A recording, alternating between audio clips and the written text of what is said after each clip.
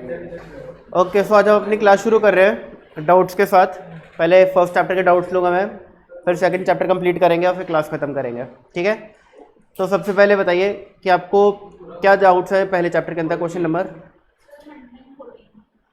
And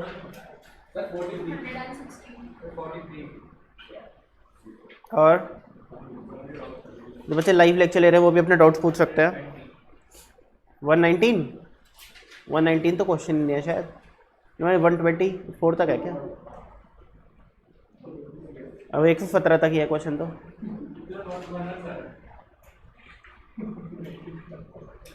हाँ जी, और अखिल जो बच्चा ऑनलाइन है, डाउट्स पूछ लो भाई अपने।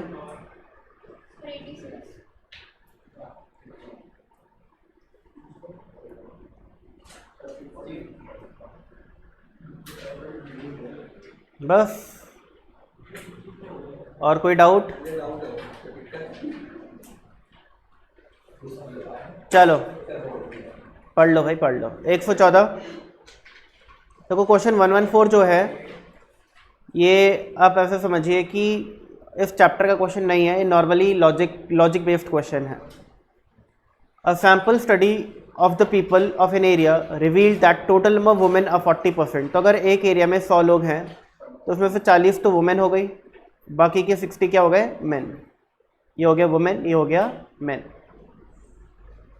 And the percentage of coffee drinkers व 45%। और टोटल 100 में से 45% लोग कॉफ़ी पीते हैं, यानी कि रिमेनिंग के 55 people do not drink coffee. दोबारा क्वेश्चन पढ़ते हैं। अ sample study of the people of an area revealed that total number women व 40% and the percentage of coffee drinkers व 45%। तो 100 जो टोटल पीपल है, इसकी दो इन्फॉर्मेशन हमें गिवन है, एक कितने मेल कितने फीमेल हैं, एक कितने परसेंट लोग कॉफ़ी पीते हैं, कितने लोग कॉफ़ी नहीं पीते हैं, ठीक है ना। 45% as a and the percentage of coffee drinker were 45% as a whole, and the percentage of male coffee drinkers was 20. Percentage of male coffee drinkers was 20। इसका क्या मतलब है? जितने लोग कॉफ़ी पीते हैं उसमें 20% मेल है, ये इसका मतलब हुआ, हाँ या ना। जितने लोग कॉफ़ी पीते हैं उसका 20% कौन है? मेल है। देखो ये जो पार्ट है ना, इसके अलग अलग बच्चे अलग अलग इंटरप्रिटेशन निकालते हैं, ये सबसे इंपॉर्टेंट लाइन है इस क्वेश्चन की। कुछ लोगों को लगता है the percentage of male coffee drinkers was 20 का मतलब है कि सर टोटल 100 में 20% जो है वो कॉफ़ी ड्रिंक कर रहे हैं, यानी 20 लोग। कुछ लोगों को लगता है कि 100 में सर मेल 60 हैं, तो 60 का 20% कॉफ़ी ड्रिंकर्स है, मेल कॉफ़ी ड्रिंकर्स है। और कुछ बच्चों को लगता है कि सर 45 जो कि कॉफ़ी ड्रिंकर्स है, इसका 20% मेल है। समझ आ रही है आपको बात? कुछ लोगों को लगता है कि सर 20% जो मेल कॉफ़ी ड्रिंकर्स है वो 20%, 100 का 20% है, यानी टोटल पॉपुलेशन का 20% निकालो, 20 लोग होंगे, जो 20 लोग हैं वो मेल कॉफ़ी ड्रिंकर्स है। कुछ लोगों को लगता है कि सर ये 20% जो है ना 100 का नहीं है, 60 का 20% है, यानी कि जितने भी मेल्स हैं उसमें 20% जो हैं वो कॉफ़ी ड्रिंकर्स हैं। और कुछ बच्चों को लगता है कि सर जो टोटल कॉफ़ी ड्रिंकर्स हैं इसका 20% है। यहाँ तो यहाँ पे क्या डाउट आता है कि सर ये 20% 100 का है, 60 का है या 45 का है? बताइए किसका होना चाहिए? क्वेश्चन पढ़ करके क्या लगता है? दोबारा पढ़ो। The percentage of male coffee drinkers was 20। The percentage of male coffee drinkers was 20. The percentage of male coffee drinkers was 20. देखो समझने की कोशिश करते हैं। समझो एक एरिया में हम गए, वहाँ पे हमने पूछा कि भाई, हमने देखा कि भाई 40 फीमेल्स हैं, 60 मेल्स हैं। मैंने पूछा भाई कितने लोगों को कॉफ़ी पसंद है, तो 45 लोगों ने अपना हाथ खड़ा किया, जिसमें मेल फीमेल दोनों इंक्लूडेड थे। फिर मैंने पूछा कि कितने लोगों को कॉफ़ी पसंद है, ओनली मेल्स, अपना हाथ खड़ा करो, तो 20% लोगों ने हाथ खड़ा करा। वो 20% किसका 20% होगा?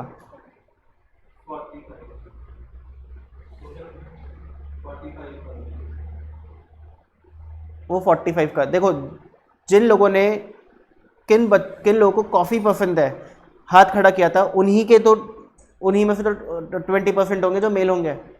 बात समझ आ रही है? देखो समझने की कोशिश करो। मैंने पूछा कितने लोगों को कॉफ़ी पसंद है, 45 लोगों ने हाथ खड़ा किया। फिर मैंने पूछा इसमें से मेल कितने हैं, तो उन 45 में से ही तो 20% हाथ खड़ा करेंगे। क्या ये जो बाकी कुछ ऐसे भी मेल्स होंगे जिनको कॉफ़ी पसंद नहीं है, क्या वो हाथ खड़ा कर देंगे? उसमें नहीं करेंगे। आ रही है बात समझ आप लोग को?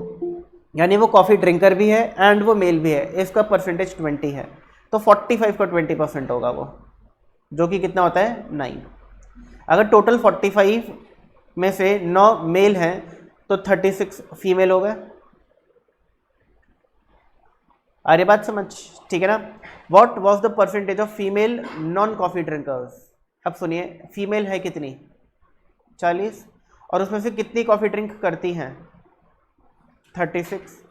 तो कितनी फीमेल कॉफ़ी ड्रिंक नहीं करती? 4। अब ध्यान से सुनना, क्वेश्चन पूछ रहे what was the percentage of female non coffee drinkers, यानी जो हमें ऑप्शंस गिवन है वो परसेंटेज में गिवन है। ये जो आंसर गिवन है परसेंटेज में गिवन है। अगर आप बोलते हो कि सर 4% तो आंसर ही नहीं है, तो आप एक बात बताइए 4% है क्या? अगर आप ये 4 को 4% बोल रहे हो तो 4% क्या हुआ कि टोटल पॉपुलेशन में कितनी फीमेल हैं जो कॉफ़ी ड्रिंक नहीं करती। बट क्वेश्चन तो हमसे जानना ही नहीं चाहता। क्वेश्चन तो जानना चाहता है what was the percentage of female non coffee drinkers, यानी अगर फीमेल देखी जाए तो उस पर नॉन कॉफ़ी ड्रिंकर्स कितनी है। तो हमें 4 एज अ परसेंटेज किसका देखना है? 40 का देखना है कि फीमेल में कितनी फीमेल है जो कॉफ़ी ड्रिंक नहीं करती। अगर आप बोलते हो सर 4% आंसर है, तो 4% किसका आंसर है कि टोटल पॉपुलेशन में कितनी फीमेल्स नॉन कॉफ़ी ड्रिंकर हैं, तो उसका आंसर है 4%। बट क्वेश्चन हमसे क्या जानना चाहता है कि फीमेल का कितना परसेंटेज नॉन कॉफ़ी ड्रिंकर्स है। फर्क समझ आ रहा है दोनों में? तो हमारा आंसर क्या होगा? 4/40 × 100 कि 4 out of 40 women do not drink coffee. तो परसेंटेज कितना हो गया ये? 10%। तो हमारा आंसर क्या आएगा? 10। और आंसर 10 कौन सा ऑप्शन है? ए। आगे बात समझ आप लोगों को? तो ये क्वेश्चन जो था ये इस चैप्टर का बिल्कुल भी नहीं है। इस चैप्टर में हमने क्या पढ़ा? इस चैप्टर में हमने पढ़ा स्टैटिस्टिक्स क्या होता है, उसकी डेफिनेशन पढ़ी, प्लूरल सेंस और सिंगुलर सेंस में डिफाइंड है, कैरेक्टरिस्टिक्स पढ़े, लिमिटेशंस पढ़े, फिर हमने क्या पढ़ा? डेटा पढ़ा। डेटा के अंदर कितने टाइप का डेटा होता है? प्राइमरी डेटा और सेकेंडरी डेटा। फिर डेटा के अंदर और क्या पढ़ा हम लोगों ने? Classification of data, methods of collecting data. फिर हमने पढ़ा presentation of data. Presentation of data में क्या पढ़ा? Textual presentation, tabular presentation, diagrammatic presentation और ग्राफिकल प्रेजेंटेशन। और फिर क्या पढ़ा आखिरी पार्ट? Frequency distribution. याद आ रहा है कुछ? याद नहीं आ रहा तो ये देखो, ये देखो, ये चैप्टर जो था इसके अंदर हमने बेसिक्स पढ़े, meaning, application, characteristics, limitation of statistics. फिर डेटा पढ़ा, डेटा के अंदर types of data, classification of data, methods of collecting data. फिर प्रेजेंटेशन ऑफ डेटा पढ़ा, इसके अंदर टेक्सचुअल, टैबुलर, डायग्रामेटिक, ग्राफिकल। फिर फ्रीक्वेंसी डिस्ट्रीब्यूशन पढ़ा। क्या इस पूरे पार्ट में कहीं भी उस टाइप की इन्फॉर्मेशन हमने पढ़ी जो भी क्वेश्चन किया? इस टाइप का कोई क्वेश्चन किया नहीं किया, क्योंकि क्वेश्चन इस चैप्टर का है ही नहीं। ये क्वेश्चन देखा जाए तो लॉजिकल रीजनिंग का क्वेश्चन है। ये क्वेश्चन अगर देखा जाए तो लॉजिकल रीजनिंग का क्वेश्चन है। तो अगर ये क्वेश्चन बाई चांस एग्जाम में आया तो लॉजिकल रीजनिंग का पार्ट बन करके आ सकता है, वरना इस क्वेश्चन के आने के ऐसा कोई चांस है नहीं। अच्छा, दिक्कत क्या है ना, ये क्वेश्चन जो है ना लॉजिकल रीजनिंग में भी किसी चैप्टर में फिट नहीं होता देखा जाए तो। ना ये नंबर सीरीज का क्वेश्चन माना जा सकता, ना ये डायरेक्शन सेंस का माना जा सकता, ना सीटिंग अरेंजमेंट का, ना ब्लड रिलेशन का। तो इस टाइप के क्वेश्चन आते नहीं है एग्जाम में। ये तो बस एक तरीके से मैंने आपको बताया था कि जैसे बॉडी फिट करने के लिए, बॉडी को फिट करने के लिए हम जिम जाते हैं, यानी हम क्या करते हैं? फिजिकल एक्सरसाइज करते हैं। ऐसे दिमाग को फिट रखने के लिए मेंटल एक्सरसाइज के लिए क्वेश्चन इस टाइप के क्वेश्चन होता है। तो इस टाइप के क्वेश्चन करो तो मेंटल एक्सरसाइज होगी, थोड़ा शार्प होगा। आइए जी, अगला क्वेश्चन 115 तो हम लोग ऑलरेडी कर चुके हैं, तो आपका डाउट होगा नहीं। तो आपका जो अगला डाउट है 114 के बाद वो है 43। क्वेश्चन 43 ऑल्दो हम कर चुके हैं जितना मुझे लग रहा है, बट कोई नहीं। क्वेश्चन है horizontal bar diagram is used for. Horizontal bar diagram याद आ रहा है कैसा होता है? इसके अंदर ये हॉरिजॉन्टल बार्स होते हैं, याद आ रहा है? याद नहीं आ रहा तो दिखा देता हूँ मैं डायग्राम। राइटिंग तो मेरी वो तो अच्छी है नहीं भाई, ड्राइंग। ये देखो, ये रहा, ये है हॉरिजॉन्टल बार डायग्राम, ठीक है ना। किस लिए यूज़ किए जाते हैं? Qualitative data and geographical data. कहाँ लिखा था ये? जब हमने शुरू किया था। ये देखो horizontal bar diagram used for qualitative and data varying over space या फिर ज्योग्राफिकल डेटा, एक ही बात होती है, याद आ रहा है। और वर्टिकल बार डायग्राम किस लिए यूज़ किया जाता है? Quantitative data and time series data के लिए यूज़ किया जाता है। 4 टाइप का डेटा होता है, ठीक है ना। 2 टाइप की डेटा के लिए हॉरिजॉन्टल बार डायग्राम, 2 टाइप की डेटा के लिए वर्टिकल बार डायग्राम। क्वेश्चन क्या है हॉरिजॉन्टल बार डायग्राम का, तो ऑप्शन क्या होगा? Qualitative data and data varying over space या फिर ज्योग्राफिकल डेटा। तो देखो qualitative data and data varying over space, A भी सही है और सी भी सही है, तो हम किस ऑप्शन को टिक करेंगे? डी ऑप्शन, जो कहता है ए और सी। तब भी ए और सी पे टिक करते हैं, ठीक है। देखो आपके पास जो डेटा होगा, या तो क्वेश्चन के अंदर जो डेटा होगा, या तो वो होगा कौन सा? क्वालिटेटिव, या फिर वो होगा ज्योग्राफिकल। तो आप अगर एक बार डायग्राम बना रहे हो हॉरिजॉन्टल, तो या तो आप क्वालिटेटिव डेटा के लिए बनाओगे और या फिर ज्योग्राफिकल डेटा के लिए बनाओगे। एक ही बार डायग्राम दोनों के लिए नहीं बन सकता, इसलिए एंड यूज नहीं होगा और यूज होगा। आइए अगला क्वेश्चन क्या आपका डाउट में? 116 एंड 117 आखिरी के 2 क्वेश्चन। अच्छा 116 जो है ये क्वेश्चन क्या है देखिए। In a locality of 16,000 families, a simple sample of 860 families was selected. मान के चलो एक सोसाइटी है जिसमें 16,000 फैमिलीज रहती हैं, हमने रैंडमली 860 फैमिलीज को सिलेक्ट किया। Of these 860 families 215 families were found to have a monthly income of $1,000। तो हमने देखा कि 860 फैमिलीज में 215 फैमिलीज की जो मंथली इनकम है वो 1000 या उससे कम थी, यानी कि रिमेनिंग फैमिलीज की इनकम मंथली इनकम 1000 से ज़्यादा होगी। ये बात समझ आ रही है, ठीक है ना। Find the number of families out of 16,000 families having monthly income of $1,000। अब ये बोल रहे हैं देखो अगर 860 में 215 फैमिलीज ऐसी हैं जिनकी मंथली इनकम 1000 या उससे कम है, तो बताओ 16,000 फैमिली में कितनी निकल करके आएंगी जिनकी मंथली इनकम 1000 या उससे कम होगी?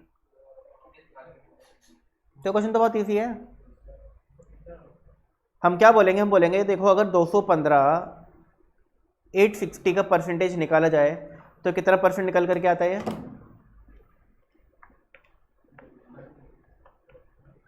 ये निकल के आता है 25%। यानी हम सीधी सीधी बात बोलेंगे कि एक सोसाइटी में 25% फैमिलियों की जो मंथली इनकम है वो 1000 या उससे कम है। तो अगर सोसाइटी में 16,000 फैमिली है तो 16,000 का 25% कितना होता है? 4,000। तो 4,000 फैमिलीज ऐसी होंगी जिनकी मंथली इनकम क्या होगी? 1000 या 1000 से कम होगी। अगर ये क्वेश्चन क्या इस चैप्टर का क्वेश्चन है? नो, ये question normally logic based question है। इसके अंदर ये चैप्टर आता हो या ना आता हो वो भी कर सकते हो। जैसे ये आप आज पहली क्लास है, ये भी समझ सकते हो इस क्वेश्चन को, जबकि इन्हें चैप्टर नहीं पढ़ा, क्योंकि इस क्वेश्चन में उस चैप्टर की जरूरत ही नहीं है। तो ये एंड के, मैंने लास्ट क्लास में बताया था कि एंड के 3 क्वेश्चन, 3 भी नहीं 4 क्वेश्चन, क्वेश्चन नंबर 113, 114, 3 ही क्वेश्चन, और 116, ये 3 क्वेश्चन इस चैप्टर पे बेस्ड क्वेश्चन नहीं है।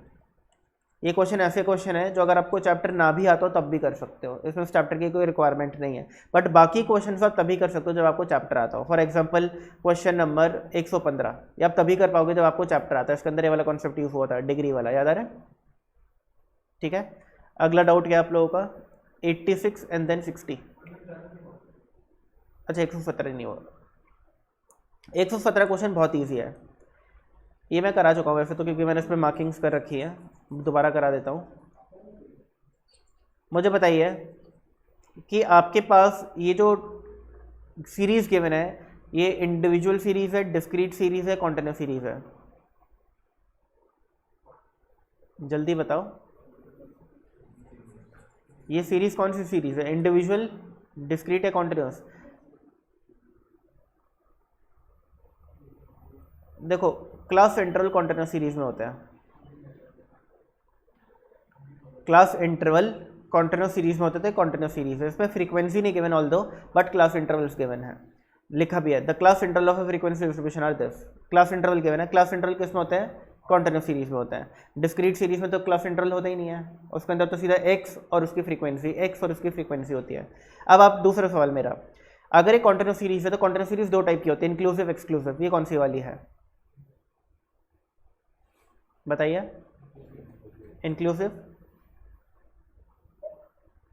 इंक्लूसिव क्यों है? हमने बोला था कि भाई यहाँ पर 19 है तो यहाँ पे 20 है, और अगर ये दोनों इक्वल नहीं होते तो ये सीरीज़ इंक्लूसिव होती है। इंक्लूसिव क्यों होती है? क्योंकि अगर किसी बच्चे के 16 नंबर आया क्लास में, वो भी अपने हाथ खड़ा करेगा, और जिसके 19 है वो भी हाथ खड़ा करेगा। यानी अगर मैं पूछूं कि भाई 16 से 19 के बीच में कितने बच्चों के नंबर आए हैं, तो जिस बच्चे के 16 आए होंगे वो भी हाथ खड़ा करेगा, जिसके 19 आए होंगे वो भी हाथ खड़ा करेगा। मैं पूछता हूँ 20 से 23 के बीच में कितने बच्चों के नंबर आए हैं, तो जिसके 20 आए हैं, जिसके 21 आए हैं, जिसके 22 आए हैं, जिसके 23 आए हैं, सभी बच्चे अपना हाथ खड़ा करेंगे। तो यहाँ पर 20 भी इंक्लूडेड है, 23 भी इंक्लूडेड है। अगर ऊपर वाले क्लास की बात की जाए तो 16 भी इंक्लूडेड है, 19 भी इंक्लूडेड है। बट अगर ये क्लास से इंटरवल ऐसे से होते हैं, याद आ रहे हैं, तो इनको हम बोलते हैं एक्सक्लूसिव सीरीज, जहाँ पे ये नंबर और ये नंबर सेम होता है, ये नंबर सेम होता है। क्यों इसको एक्सक्लूसिव क्यों बोलते हैं, कौन बताएगा? Okay, very good. तो हमने बोला क्या क्या बोला था कि भाई अगर मैं पूछता हूँ क्लास में कि किस बच्चे के 0 से लेकर के 10 के बीच में नंबर आए हैं, तो 0 वाला अपना हाथ खड़ा करेगा, 1 2 3 4 5 6 7 8 वाला, 9 वाला भी करेगा, ठीक है ना, 10 वाला नहीं करेगा। क्यों?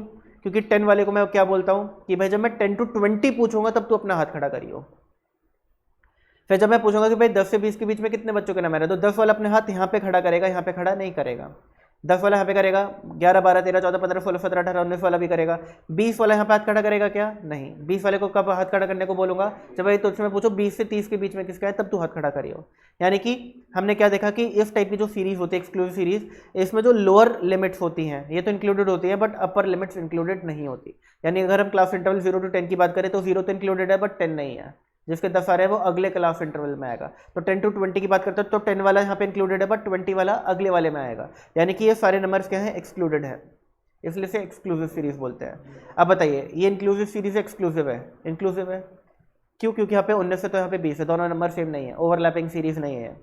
अब एक बात बताइए, अगर ये इंक्लूसिव सीरीज है तो क्लास 24 to 27 ये वाला क्लास जो है, इसमें एक्स की क्या क्या वैल्यूज आ सकती हैं?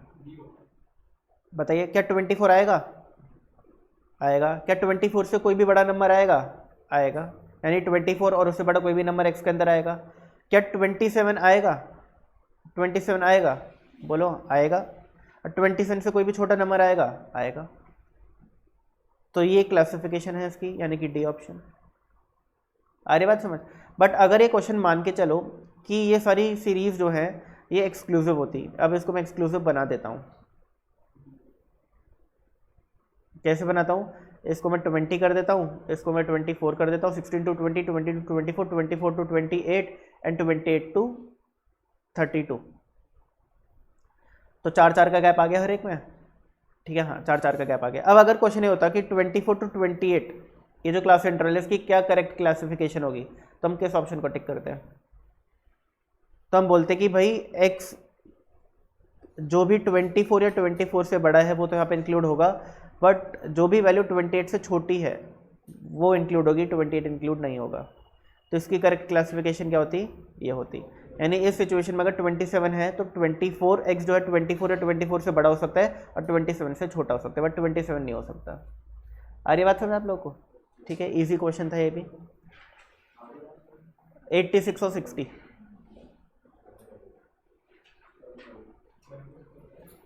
86 क्या है भाई? Relative frequency of a particular class, ये तो हम कर चुके हैं। रिलेटिव फ्रीक्वेंसी क्या होता है? प्रोबेबिलिटी। याद आ रहा है कुछ? देखो ये डायग्राम भी बनाया है, दोबारा बना देता हूँ।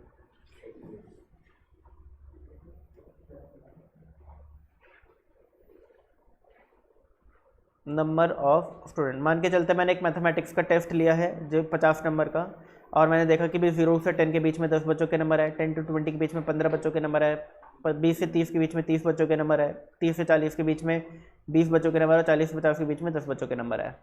टोटल बच्चे कितने हो गए क्लास में? 25, 55, 85। क्लियर? अब मैं अगर लेट से मेरे सामने 85 बच्चे बैठे हैं जिनका ये डेटा है, मैं रैंडमली एक बच्चा उठा रहा हूँ, क्या प्रोबेबिलिटी कि उसके 30 to 40 के बीच में मार्क्स आए होंगे? बताओ, एक बच्चा मैंने रैंडमली पिक किया, क्या प्रोबेबिलिटी कि उसके 30 to 40 के बीच में मार्क्स आए होंगे? तो प्रोबेबिलिटी का फॉर्मूला क्या होता है बताओ? Favourable outcome upon total outcome. इसमें फेवरेबल आउटकम कितने हैं और टोटल आउटकम कितने हैं? 85। इसी तरीके से उस बच्चे के कोई भी बच्चा पिक करो, उसके 20 से 30 के बीच में नंबर आए होंगे, उसकी प्रोबेबिलिटी क्या है? 30/85, 15/85, 10/85 एंड 10/85। यानी मैंने क्या लिख दिया, हर एक क्लास इंटरवल की उनकी प्रोबेबिलिटी लिख दी, हर एक क्लास इंटरवल की प्रोबेबिलिटी लिख दी। और यही प्रोबेबिलिटी को हम क्या बोलते हैं, रिलेटिव फ्रीक्वेंसी बोलते हैं। रिलेटिव फ्रीक्वेंसी का फॉर्मूला क्या होता है, frequency of a particular class upon total frequency. तो अगर मैं 10 to 20 वाले क्लास इंटरवल की रिलेटिव फ्रीक्वेंसी निकालना चाहता हूँ तो क्या फॉर्मूला यूज़ करूँगा, frequency of a class interval upon total frequency, यानी कि 15/85, वही तो लिखा है यहाँ पर। आ रही बात समझ। तो रिलेटिव फ्रीक्वेंसी और प्रोबेबिलिटी एक ही चीज़ होती है, मैंने आपको बताया था क्लास के अंदर। अब जो प्रॉपर्टी प्रोबेबिलिटी की होती है वही प्रॉपर्टी रिलेटिव फ्रीक्वेंसी भी फॉलो करेगा। अब देखो यहाँ पर क्या, कभी भी किसी भी क्लास इंटरवल की प्रोबेबिलिटी 1 हो सकती है। 1 का क्या मतलब है कि भाई 85 बच्चे हैं तो किसी एक क्लास इंटरवल में 85 ही फ्रीक्वेंसी हो, यानी बाकी सबकी क्या हो, 0 हो। बट क्या स्टैटिस्टिक्स में इस टाइप का डेटा कभी देखा है आपने, या कभी हो सकता है, प्रैक्टिकली नहीं। यानी हमने क्या देखा कि भाई जो रिलेटिव फ्रीक्वेंसी है, जो प्रोबेबिलिटी है, ये 1 से कम होती है और 0 से ज़्यादा होती है। क्या होती है, 1 से कम होती है और 0 से ज़्यादा होती है। तो इसी पर हमने टिक कर देंगे, lies between 0 and 1। Both inclusive में क्या हो जाएगा, बोथ इंक्लूसिव में हो जाएगा कि जो रिलेटिव फ्रीक्वेंसी यानी कि जो प्रोबेबिलिटी है वो 0 और 1 के बीच में लाई करती है, और 0 या 1 भी हो सकती है। तो भाई यहाँ पर अगर आप देखो तो 0 कब हो सकती है प्रोबेबिलिटी, या 1 कब हो सकती है, 1 तब हो सकती है जब टोटल फ्रीक्वेंसी और किसी एक क्लास की फ्रीक्वेंसी इक्वल हो जाए। और इस टाइप का डेटा इज़ नॉट पॉसिबल। यानी कि अगर मैं 85 बच्चों का टेस्ट लूँ, क्या कोई चांसेस हैं कि सारे बच्चों के 0 और 10 के बीच में ही मार्क्स आए हों? नहीं, हर बच्चे के हर रेंज में मार्क्स आए होंगे। क्या ये चांसेस है कि सारे बच्चों के 40 और 50 के बीच में नंबर आए हों? नहीं। ठीक है, तो जब डेटा डिस्ट्रीब्यूशन हम बनाते हैं, उस टाइप का स्टैटिस्टिकल डेटा डिस्ट्रीब्यूशन बनाते हैं, तो हर क्लास में कोई ना कोई फ्रीक्वेंसी होती है। अब क्योंकि हर क्लास में कोई ना कोई फ्रीक्वेंसी होती है, तो उसकी प्रोबेबिलिटी, किसी भी क्लास की प्रोबेबिलिटी 1 या फिर 0 नहीं हो सकती। क्लियर हो गई ये बात? ठीक है, चलिए अगला क्वेश्चन क्या आपके डाउट में, 86 के बाद 60।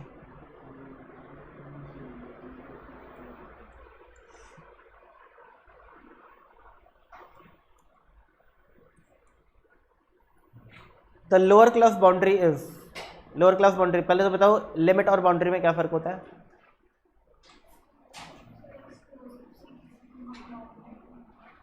Okay, very good. जब एक्सक्लूसिव सीरीज की बात की जाए तो वहाँ पे हम बाउंड्री वर्ड यूज़ करते हैं, और इंक्लूसिव में लिमिट यूज़ करते हैं। यानी कि अभी ये क्या है, अभी ये एक्सक्लूसिव सीरीज है, क्योंकि 20, 20, 24, 24, 28, 28 एक्सक्लूसिव। तो 16, 20, 24 और 28 ये क्या है, लोअर क्लास बाउंड्री। और 20, 24, 28 और 32 क्या है, अपर क्लास बाउंड्री। ये क्या है, बाउंड्रीज है। बट अगर मैं एक्सक्लूसिव की जगह इंक्लूसिव सीरीज बना दूँ, जो कि यहाँ पर ऐसी को लिख देता हूँ, 16 से 19, फिर 20 से 23, फिर 24 से 27 एंड फिर 28 से 31। अब ये क्या है, 16, 20, 24, 28 से लोअर क्लास लिमिट है। लिमिट वर्ड की यूज़ कर रहे हैं क्योंकि अब ये सीरीज कौन सी है, इंक्लूसिव सीरीज है। तो हमने क्या पढ़ा था कि अगर एक्सक्लूसिव सीरीज होती है तो हम बाउंड्री वर्ड यूज़ करते हैं, lower class boundary, upper class boundary. और अगर इंक्लूसिव सीरीज होती है तो हम लिमिट वर्ड यूज़ करते हैं, lower class limit, upper class limit. Clear हो गई बात? बट मैंने एक चीज़ और बताई थी बहुत इंपॉर्टेंट,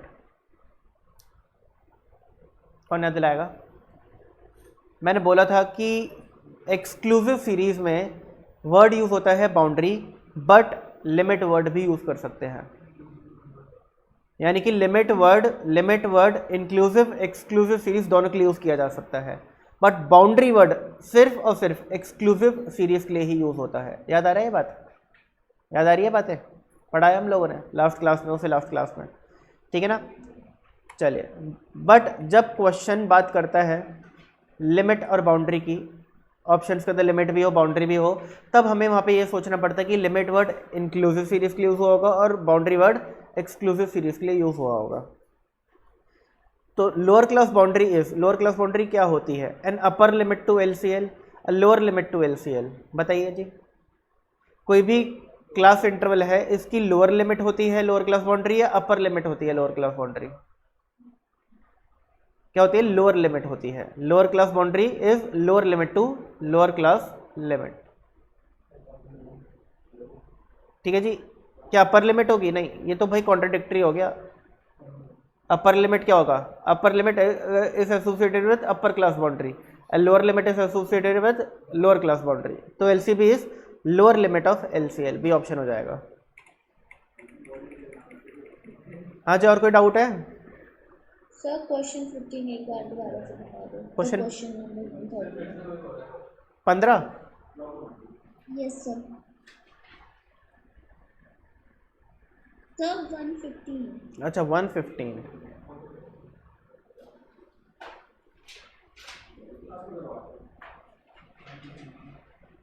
तो 115 क्वेश्चन के अंदर क्या पूछा गया, बोला गया कि भाई कॉस्ट ऑफ शुगर के 4 अलग अलग कंपोनेंट हैं. यानी जब हम चीनी बनाते हैं तो मान के चलो 1 किलो चीनी बनाने में 12 रुपये का रॉ मटेरियल लगता है, 20 रुपये की लेबर लगती है, डायरेक्ट प्रोडक्शन कॉस्ट 35 रुपये लगती है और अदर कॉस्ट 23 रुपये लगती है. यानी कि 1 किलो चीनी बनाने में 90 रुपये खर्च हो जाते हैं.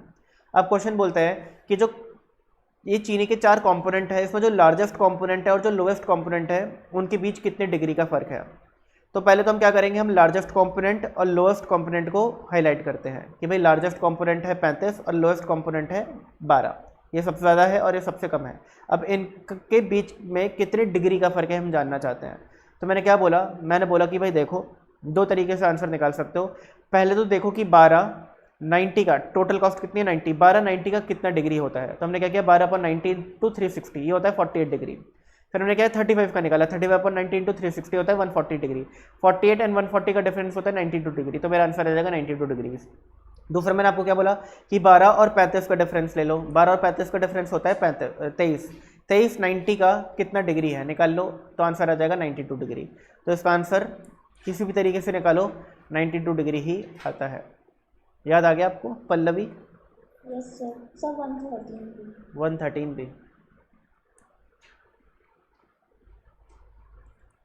क्वेश्चन नंबर 113 था कि भाई 1000 लोग हैं जिसमें 25% लोग इंडस्ट्रियल वर्कर हैं और रिमेनिंग एग्रीकल्चरल वर्कर्स हैं. तो इसको मैं आपको यहाँ पे समझा देता हूँ कि भाई 1000 लोग हैं जिसमें 25% इंडस्ट्रियल वर्कर है और बाकी के सारे एग्रीकल्चरल वर्कर्स हैं. IW इंडस्ट्रियल वर्कर के लिए और AW एग्रीकल्चरल वर्कर्स के लिए. तो ये क्लासिफिकेशन है किसका, 1000 लोगों का. फिर क्या बोलता है 300% enjoyed world cup match on TV. अब इन्हीं की बात कर रहे हैं, 1000 लोगों में 300 लोगों ने टीवी पे वर्ल्ड कप मैच एंजॉय किया. यानी जिन्होंने एंजॉय नहीं किया वो 700 थे. वर्ल्ड कप मैच एंजॉय किया और इन लोगों ने वर्ल्ड कप मैच एंजॉय नहीं किया. ठीक है ना. तो 1000 के 2 बाइफर्केशंस कर रखे हैं. एक तो विथ रिस्पेक्ट टू कितने इंडस्ट्रियल वर्कर है, कितने एग्रीकल्चरल वर्कर है, और एक विथ रिस्पेक्ट टू कितने लोगों को वर्ल्ड कप मैच पसंद है, कितने लोगों को वर्ल्ड कप मैच पसंद नहीं है. ठीक है ना. तो 300% enjoyed world cup match on TV. 30% of the people, क्या लिखा है ध्यान से सुनना, 30% किसका 30% of the people who had not watched world cup matches. तो पहले तो देखते हैं कितने लोगों ने वर्ल्ड कप मैच नहीं देखा. 700 लोगों ने. तो 700 का 30% क्या है, 30% of the people who had not watched world cup match were industrial worker.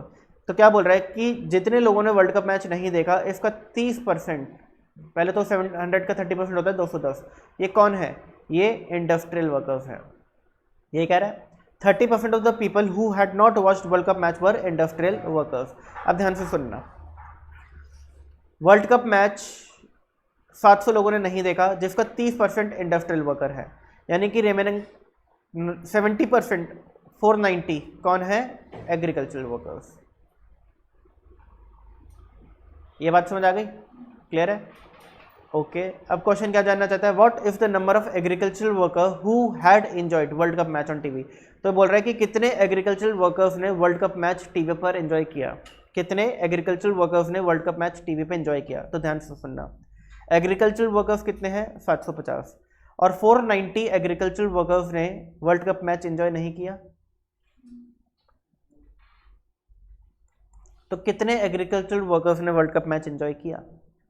750 minus 490 कितना जाएगा 260. इस आंसर को आप दूसरे तरीके से भी निकाल सकते हो कि भाई 700 का 30% लोग इंडस्ट्रियल वर्कर हैं जो वर्ल्ड कप मैच एंजॉय नहीं करते. इंडस्ट्रियल वर्कर है कितने 250 टोटल, और जिसमें से 210 कौन से हैं जो वर्ल्ड कप मैच एंजॉय नहीं करते. तो वर्ल्ड कप मैच एंजॉय करने वाले इंडस्ट्रियल वर्कर कितने हैं 40. टोटल कितने लोग वर्ल्ड कप मैच एंजॉय करते हैं 300, जिसमें से 40 कौन है इंडस्ट्रियल वर्कर. यानी कि रिमेनिंग 260 कौन है एग्रीकल्चरल वर्कर्स. आ रही है बात समझ? तो इस क्वेश्चन को दो तरीके से किया जा सकता था, ठीक है ना? आ गया समझ पल्लवी? Yes sir. और कौन से क्वेश्चन में डाउट है भाई? हो गया चैप्टर के डाउट्स कंप्लीट है फिर? चलिए, वैसे तो मैंने ज़्यादातर क्वेश्चंस करा दिए थे लास्ट क्लास में, अब ये चैप्टर ओवरऑल कंप्लीट हो चुका है। आइए जी, दूसरा चैप्टर। अब दूसरे चैप्टर को जल्दी से मैं ब्रीफ कर रहा हूँ आप लोगों को, फिर हम क्या करेंगे, फिर हम इसमें जल्दी से जो उसका आखिरी पार्ट बचा है हार्मोनिक मीन वो कंप्लीट करेंगे। ध्यान सुनना,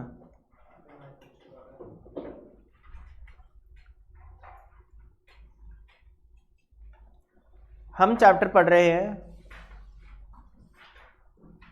मेजर्स ऑफ सेंट्रल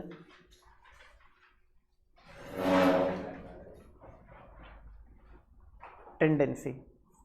इस चैप्टर, ये चैप्टर किसके बारे में बात करता है? This chapter talks about averages.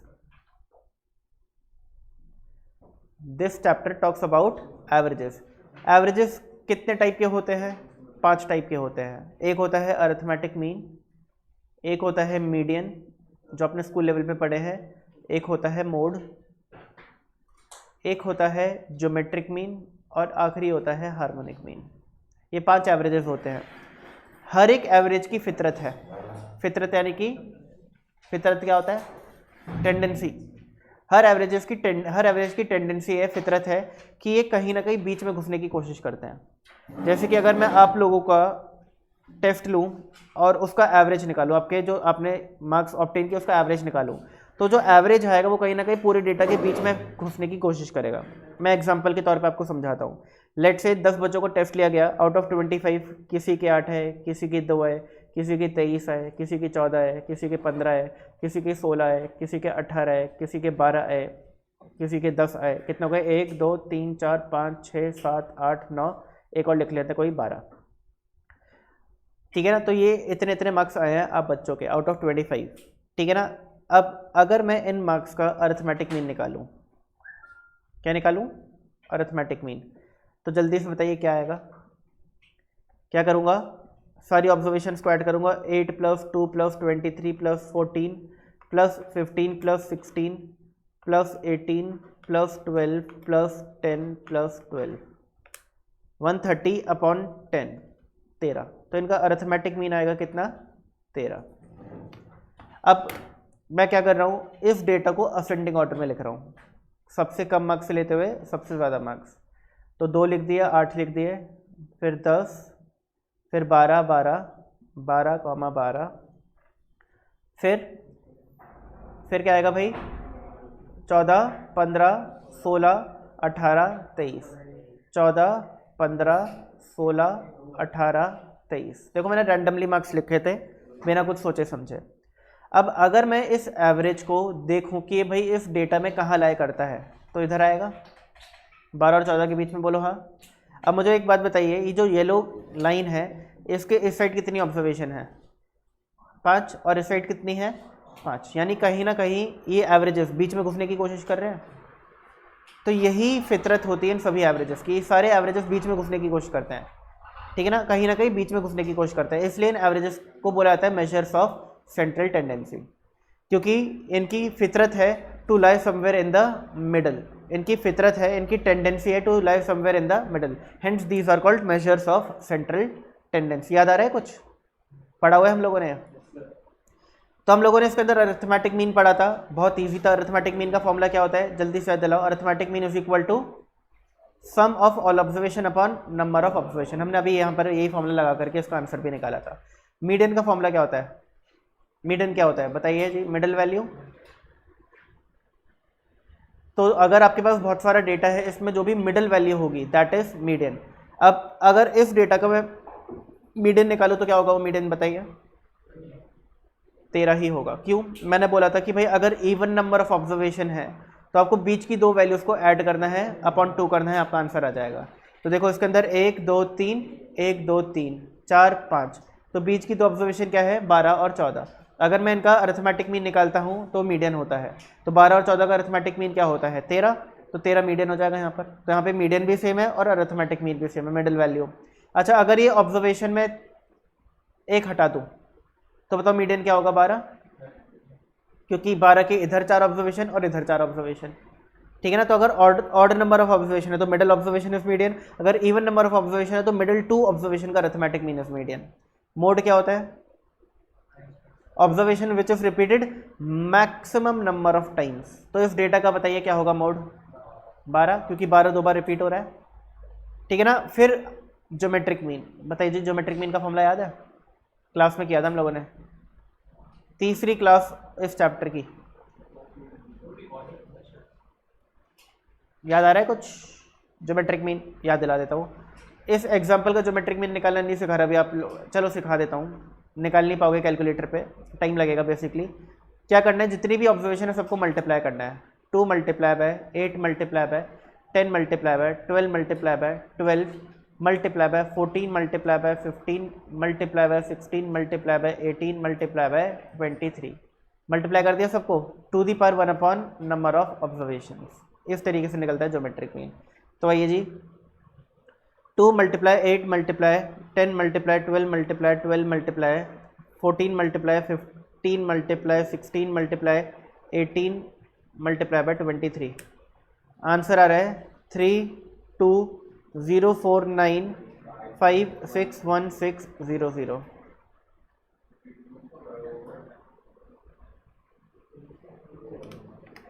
क्या आ गया? 3204 करोड़, 3204 करोड़। ये आ रहा है? अब a to the power 1 by n, बताओ जी ये कौन सी सिचुएशन आ गई? a to the power 1 by n आ गई। a कितना है? ये बड़ा नंबर, और n क्या है? 10। आपको 6 स्टेप याद है? वो 6 स्टेप वाली ट्रिक, अरे हाँ जी 6 स्टेप वाली ट्रिक याद है? अगर आपको a to the power 1 by n निकालना है तो उसके 6 स्टेप होते थे, याद है? क्या क्या होते थे 6 स्टेप? याद दिलाओ मुझे, याद दिलाओ भाई, 6 स्टेप्स क्या होते थे? पहला होता था टाइप द नंबर, जो ये नंबर है ये टाइप करो। दूसरा स्टेप क्या था? जो कैलकुलेटर पे स्क्वायर रूट का बटन होता है इसको 12 टाइम्स प्रेस करो। फिर तीसरा स्टेप क्या था? -1 इज इक्वल टू, जो भी आंसर आ रहा है 12 बार अंडर रूट प्रेस करने के बाद उसमें -1 इक्वल्स टू करो। चौथा स्टेप क्या होता था? अब जो आंसर आ रहा है उसको डिवाइडेड बाय n करो, n का इस केस में 10, divided by 10 is equal to. पांचवा स्टेप क्या होता है? +1 इज इक्वल टू। और आखिरी स्टेप क्या होता है? Into is equal to, into is equal to, into is equal to type करना है कितनी बार? 12 टाइम्स। आइए जी, मेरे कैलकुलेटर पे नंबर ऑलरेडी लिखा हुआ है 1 2 3 4 5 6 7 8 9 10 11 12। मैंने 12 बार अंडर रूट दबाया। -1 is equal to divide by 10 is equal to +1 is equal to. तो मेरा यहाँ तक आंसर पता है क्या आ रहा है? 1.0005923337। अब मैं into is equal to press करूँगा 12 बार, 1 2 3 4 5 6 7 8 9 10 11 12। आंसर आ गया मेरा 11.3078, 11.3078। ये आ गया ज्योमेट्रिक मीन। अब देखो इस डेटा का अरिथमेटिक मीन कितना आया था? 13। इस डेटा का मीडियन कितना आया था? 13। इस डेटा का मोड कितना आया? 12। इस डेटा का ज्योमेट्रिक मीन कितना आया? 11.3078। तो अगर आप देखोगे तो ये भी कहीं ना कहीं बीच में घुसने की ही कोशिश कर रहा है, ठीक है ना। देखो एग्जैक्ट बीच वाली ऑब्जर्वेशन एवरेजेस नहीं होते, एग्जैक्ट बीच वाली ऑब्जर्वेशन मीडियन होता है सिर्फ, जो कि एक एवरेज है। बट एवरेजेस की फितरत होती है कहीं ना कहीं बीच में घुसने की, कहीं ना कहीं बीच में घुसने की। जैसे फोटो है, एक फोटो ग्रुप फोटो खींची जा रही है, तो एक तो बंदा है जो बोलता है मुझे बिल्कुल बीच में खड़ा होना है, वो मीडियन है। बट कुछ लोग बोलते हैं कि अरे मुझे बीच में आना है, मुझे बीच में आना है। बीच में आना है कि एकदम बीच में नहीं, बट बीच में कहीं रखो, कोने में मत रखो। वो आपके बाकी सारे averages, arithmetic mean, median, mode, median, arithmetic mean, mode, geometric mean, harmonic mean. ये बोलते हैं भाई हम कोने में खड़े होंगे, हमें कहीं बीच में खड़ा करो। एग्जैक्टली बीच में नहीं तो कहीं ना कहीं बीच में खड़ा करो। तो वो कौन हो गए? वो बाकी के 4 एवरेजेस हो गए। मीडियन के हो गए जो एग्जैक्ट बीच में होना चाहता है। बट सभी की सोच क्या है? सभी को बीच में आने की कोशिश करनी है, ठीक है ना। नहीं, ये आपको कैलकुलेशन है कभी नहीं आएगी। देखो अगर ज्योमेट्रिक मीन बाई चांस की बात है एग्जाम में आ भी गया कैलकुलेट करने को, तो मैं आपको पहले से बता रहा हूँ कि उस क्वेश्चन के अंदर या तो 2 ऑब्जर्वेशन होंगी जिनका ज्योमेट्रिक मीन निकलना है, या 4 होंगी या 8 होंगी, ना इनसे कम ना इनसे ज़्यादा। अगर दो ऑब्जर्वेशन से लेट से 5 और 8 का आपको ज्योमेट्रिक मीन निकालना है तो आप क्या करोगे, 5 multiply by 8 to the power 1/2, यानी कि 40 टू द पावर 1/2 कैसे निकालेंगे, 40 और कैलकुलेटर पे स्क्वायर रूट का बटन, तो कितना रहे, ठीक है 5 8 40 और फिर स्क्वायर रूट का बटन, कैलकुलेटर पे स्क्वायर रूट का बटन है सबके, दबा दो, देखो ये आ रहा होगा 6.32 आ रहा है स्क्वायर रूट, ठीक है ना। अब अगर हमारे पास 4 ऑब्जर्वेशन होती, 5 6 8 और 10, तो क्या करते हैं, 5 multiply by 6 multiply by 8 multiply by 10 to the power 1/4, 30 multiply by 8 240, 240 multiply by 10 2400, 2400 और 2 बार स्क्वायर रूट, तो 1/4 को ऐसे लिख सकता हूँ, बोलो हाँ, इंडेक्सिस चैप्टर पढ़ा है आप लोगों ने। अब अगर मैं 2400 और एक बार स्क्वायर रूट दबाता हूँ तो मेरा इसका आंसर आ जाएगा, फिर जो भी आंसर आ रहा है एक और बार स्क्वायर रूट दबा देता हूँ तो इसका आंसर आ जाएगा। तो देखो 2400 स्क्वायर रूट तो आंसर आ रहा है 6.999। इसी तरीके से अगर आपकी ऑब्जर्वेशन होती 8, 5 6 10 11 12 2 3 1 2 3 4 5 6 7 और एक और लिख देता हूँ 5 की जगह 6 भी हो गया, 4 लिख देता हूँ, कोई नहीं, कोई फ़र्क नहीं पड़ता है। 1 2 3 4 5 6 7 8 इन सबको मल्टीप्लाई करो, तो जितना मल्टीप्लाई ऐसे होता है 5 6 30, 300 3300 तक हो गया, फिर 12 2 24 24 3 72 मल्टीप्लाई बाय 72 मल्टीप्लाई बाय 4, तो इसका आंसर आ जाएगा 950400, ये आ रहा है। अब देखो 950400, अगर मैं इस तरीके से इसकी पावर को ब्रेक करना चाहता हूँ क्या क्या आएगा बताओ, 1/2 तो कितनी बार स्क्वायर रूट दबाना है मुझे, 3 बार, 1 2 3, मेरा आंसर आ जाएगा 5.5877।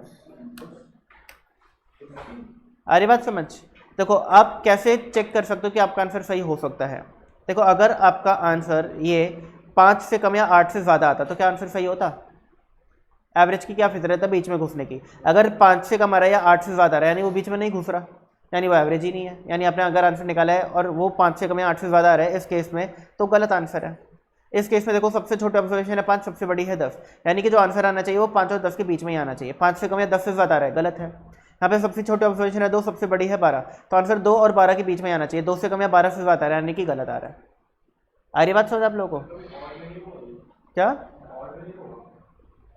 देखो अगर आपके नंबर्स, अगर ये आपके ऑब्जर्वेशन 2 4 या 8 के अलावा कुछ और है, जैसे कि 3 है, 3 ऑब्जर्वेशन, तो आप कैलकुलेटर पे कोई तरीका नहीं है कि क्यूब रूट निकाल लो। 1/3 का क्या मतलब है, आपको क्यूब रूट निकालना है, तो उसके लिए आपको ये ट्रिक यूज़ करनी पड़ती है वाली, यानी अगर आपकी पार यानी कि ये जो n है, ये 3 है 5 है 6 है 7 है 9 है 10 है 11 है 12 है 13 14 15 है, 15 के बाद 17 है, इन सभी केसेस में आपको ये ट्रिक यूज़ करनी पड़ेगी। ये देखो याद नहीं करने उसका रीज़न ये बोल सकते हो, हाँ ये ज्योमेट्रिक मीन इस टाइप का नहीं आता कि जिसमें आपको 3 ऑब्जर्वेशन 5 ऑब्जर्वेशन दी जाए, तो ये ऑब्वियसली बात है स्टेप किसी काम की नहीं है, क्योंकि स्टेप तभी यूज़ होता है जब पार क्या हो, 1/3 हो, 1/5 हो, 1/6 हो। देखो 1/6 इवन है बट वो भी नहीं निकाल सकते आप कैलकुलेटर में नॉर्मल इस तरीके से, उसके लिए भी आपको ये ट्रिक यूज़ करनी पड़ेगी। तो ये बोलना पार ऑड हो गलत है, ठीक है ना, पार 1/2 1/4 1/8 1/16 के अलावा कुछ भी हो आप नहीं निकाल पाओगे आंसर, ठीक है ना, 1/10 है तब भी नहीं निकाल पाओगे। अरे बात समझ आप लोग, ठीक है, यानी कि जो 2 की पावर में नंबर्स आते हैं अगर उतनी ऑब्जर्वेशन हैं, जैसे 2 की पावर 1 2 होता है, 2 ऑब्जर्वेशन है निकालोगे, 2 की पावर 2 4, 4 ऑब्जर्वेशन आंसर निकालोगे, 2 की पावर 3 8 ऑब्जर्वेशन आंसर निकालोगे, 2 की पावर 4 16 ऑब्जर्वेशन है, कैलकुलेटर से आंसर निकाल लोगे, 16 ऑब्जर्वेशन है तो 4 बार अंडर रूट दबाना है, स्क्वायर रूट दबाना है। अरे बात समझ, 32 है तो 5 बार दबाओ, 64 ऑब्जर्वेशन है तो 6 बार दबाओ, इस तरीके से। बट उतनी ऑब्जर्वेशन होंगी नहीं, क्योंकि 64 ऑब्जर्वेशन का मतलब है कैलकुलेटर पर वो आंसर ही नहीं आएगा। कैलकुलेटर पे कितने डिजिट्स आ सकते हैं, 12, और हमने यहाँ पर देखा 10 डिजिट में ही हमारा कैलकुलेटर भर गया था, हमारा कैलकुलेटर ऑलमोस्ट फेल हो गया था। 10 ऑब्जर्वेशन में। अगर एक और ऑब्जर्वेशन होती ना कैलकुलेटर एरर दिखा देता, बोलता भाई मेरे पास की नहीं है। चलिए अब हम आ जाते हैं किस पर। अब हमने क्या सीखा कि भाई अरिथमेटिक मीन कैसे निकलते हैं, मीडियन कैसे निकलते हैं, मोड कैसे निकलते हैं, ज्योमेट्रिक मीन कैसे निकलते हैं। ये ऑलरेडी मैं lecture 1, 2, 3 of measure of central tendency में बता चुका हूँ डिटेल में, इनकी प्रॉपर्टीज भी सिखाई हैं जो कि इंपॉर्टेंट है। बट आज मेरा काम क्या है, आप लोगों को हार्मोनिक मीन पढ़ाना कि हार्मोनिक मीन कैसे निकालते हैं, अपना 5वां और आखिरी एवरेज। ठीक है ना, ये हम पढ़ चुके हैं, ये हम पढ़ चुके हैं, ये हमने पहले लेक्चर में पढ़ लिया था, दूसरे लेक्चर में हमने ये 2 पढ़ लिया था, तीसरे लेक्चर में हमने ये पढ़ लिया था, और आज चौथे लेक्चर में हम हार्मोनिक मीन पढ़ने वाले हैं। चौथा लेक्चर आइए जी। अदर पार्टीशनल वैल्यूज भी मैंने लेक्चर 2 में कवर करा दिया है। ठीक है ना, अदर पार्टीशनल वैल्यूज बेसिकली एवरेजेस नहीं होते, इसलिए उसमें अदर लगा हुआ है, अदर पार्टीशनल वैल्यूज, वो मैं लेक्चर नंबर 2 पे कवर करा चुका हूँ, देख लेना आप लोग, देखे नहीं है तो ऐप के ऊपर अवेलेबल है, लेक्चर 1, 2, 3 देख लेना। मैं कम से कम नहीं तो 50 बार बोल चुका हूँ। ठीक है ना, तुम लोग बोलते हो फिर देखेंगे बट देखते नहीं हो। Harmonic mean, it is defined as the reciprocal of the arithmetic mean of the reciprocal of a given set of observation. बताओ किसी को डेफिनेशन समझ आई? सिंधी विच्छेद पता है क्या होता है? हिंदी में पढ़ा सिंधी विच्छेद, सिंधी विच्छेद, अरे सिंधी वाला सिंधी नहीं भाई। सिंधी विच्छेद में क्या करते हैं, हम एक लेटर को तोड़ते हैं, अलग अलग बहुत छोटा छोटा तोड़ते हैं। ठीक है ना, अब आपको इस डेफिनेशन का सिंधी विच्छेद करना है तो उसको तोड़ दो। रोशेल तो ऐसा ना लायक है, तो साइड वाले को तोड़ तोड़ के बोलेगा सर मैंने कर दिया सिंधी विच्छेद। सिंधी था ही है डिवाइड मैंने कर दिया। चलो मैं लायक हूँ, सुनिए। It is defined as the reciprocal of the arithmetic mean. क्या है harmonic mean? Reciprocal of arithmetic mean है। क्या है? Reciprocal of arithmetic mean. तो अगर हम यहाँ तक छोड़ दें, अगर हम ऑब्जर्वेशंस का अरिथमेटिक मीन निकाल लें और जो भी आंसर है इसको रेसिप्रोकल करते हैं तो हमारा क्या आ जाएगा? हार्मोनिक मीन आ जाएगा। यानी कि अगर मेरे पास 2, 4, 8 है, 3 ऑब्जर्वेशन है और इनका मैं अरिथमेटिक मीन निकालूँ, उसको रेसिप्रोकल कर दूँ तो मेरा हार्मोनिक मीन आ जाएगा।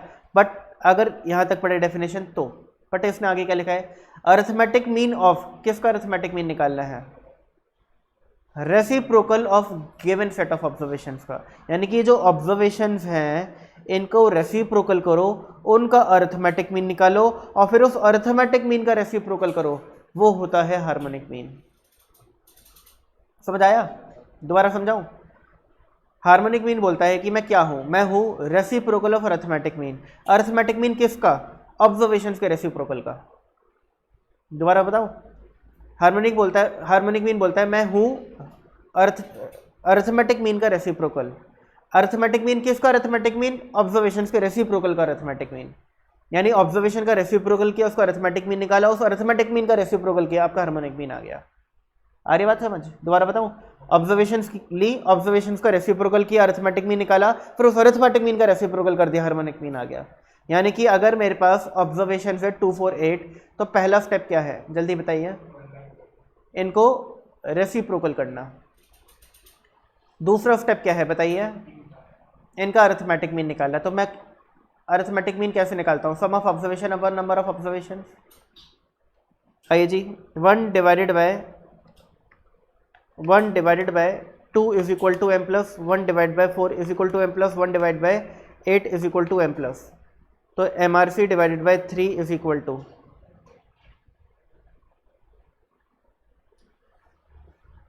ये आंसर आ रहा है। अब स्टेप 3 क्या है बताइए? मैंने क्या किया? स्टेप 1 में ऑब्जर्वेशंस का रेसिप्रोकल किया, स्टेप 2 में ऑन रेसिप्रोकल्ड ऑब्जर्वेशन का अरिथमेटिक मीन निकाला, और आखिरी स्टेप क्या है? इस अरिथमेटिक मीन का रेसिप्रोकल कर दो।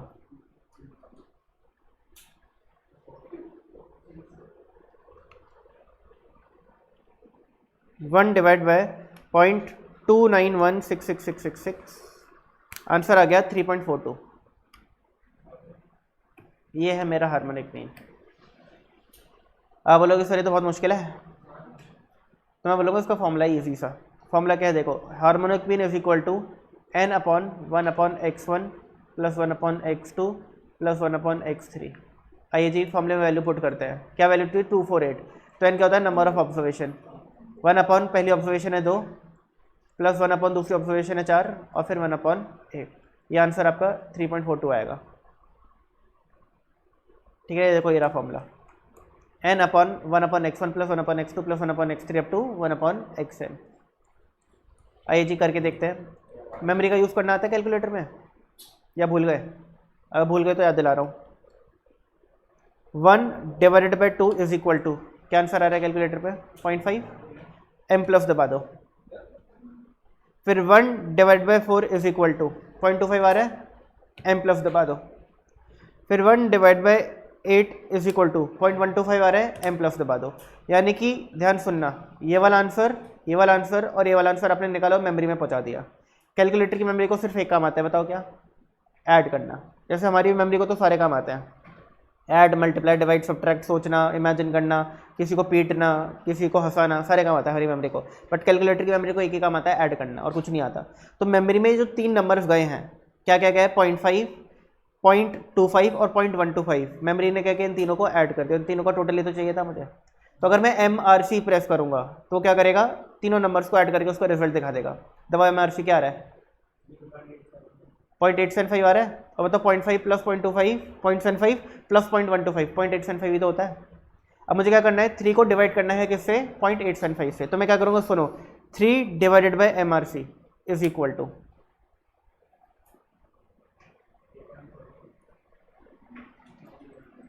आ गया सेम आंसर? क्लियर है? ठीक है ना? तो आपको ये मेथड यूज़ नहीं करना, आपको डायरेक्टली फॉर्मूला यूज़ करना, उसमें वैल्यूज पुट करनी है। देखा जाए ये फॉर्मूला और ये मेथड में कोई फ़र्क नहीं है। क्यों? सुनना, मैं ये आंसर नहीं लिख रहा यहाँ पर, मैं ये आंसर नहीं लिख रहा यहाँ पर। मुझे एक बात बताओ, ये क्या है? अरिथमेटिक मीन है किसका? रेसिप्रोकल ऑब्जर्वेशंस का। अब अगर मैं इस अरिथमेटिक मीन का रेसिप्रोकल कर दूँ तो मेरा हार्मोनिक मीन आ जाएगा।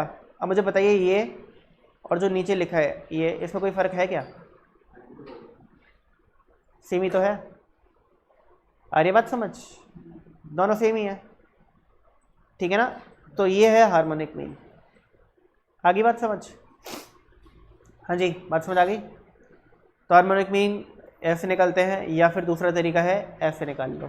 ये और ये सेम ही चीज़ है, फ़र्क क्या है मैं आपको बता देता हूँ। फॉर एग्जांपल मेरे पास ऑब्जर्वेशंस हैं 2, 4 और 8।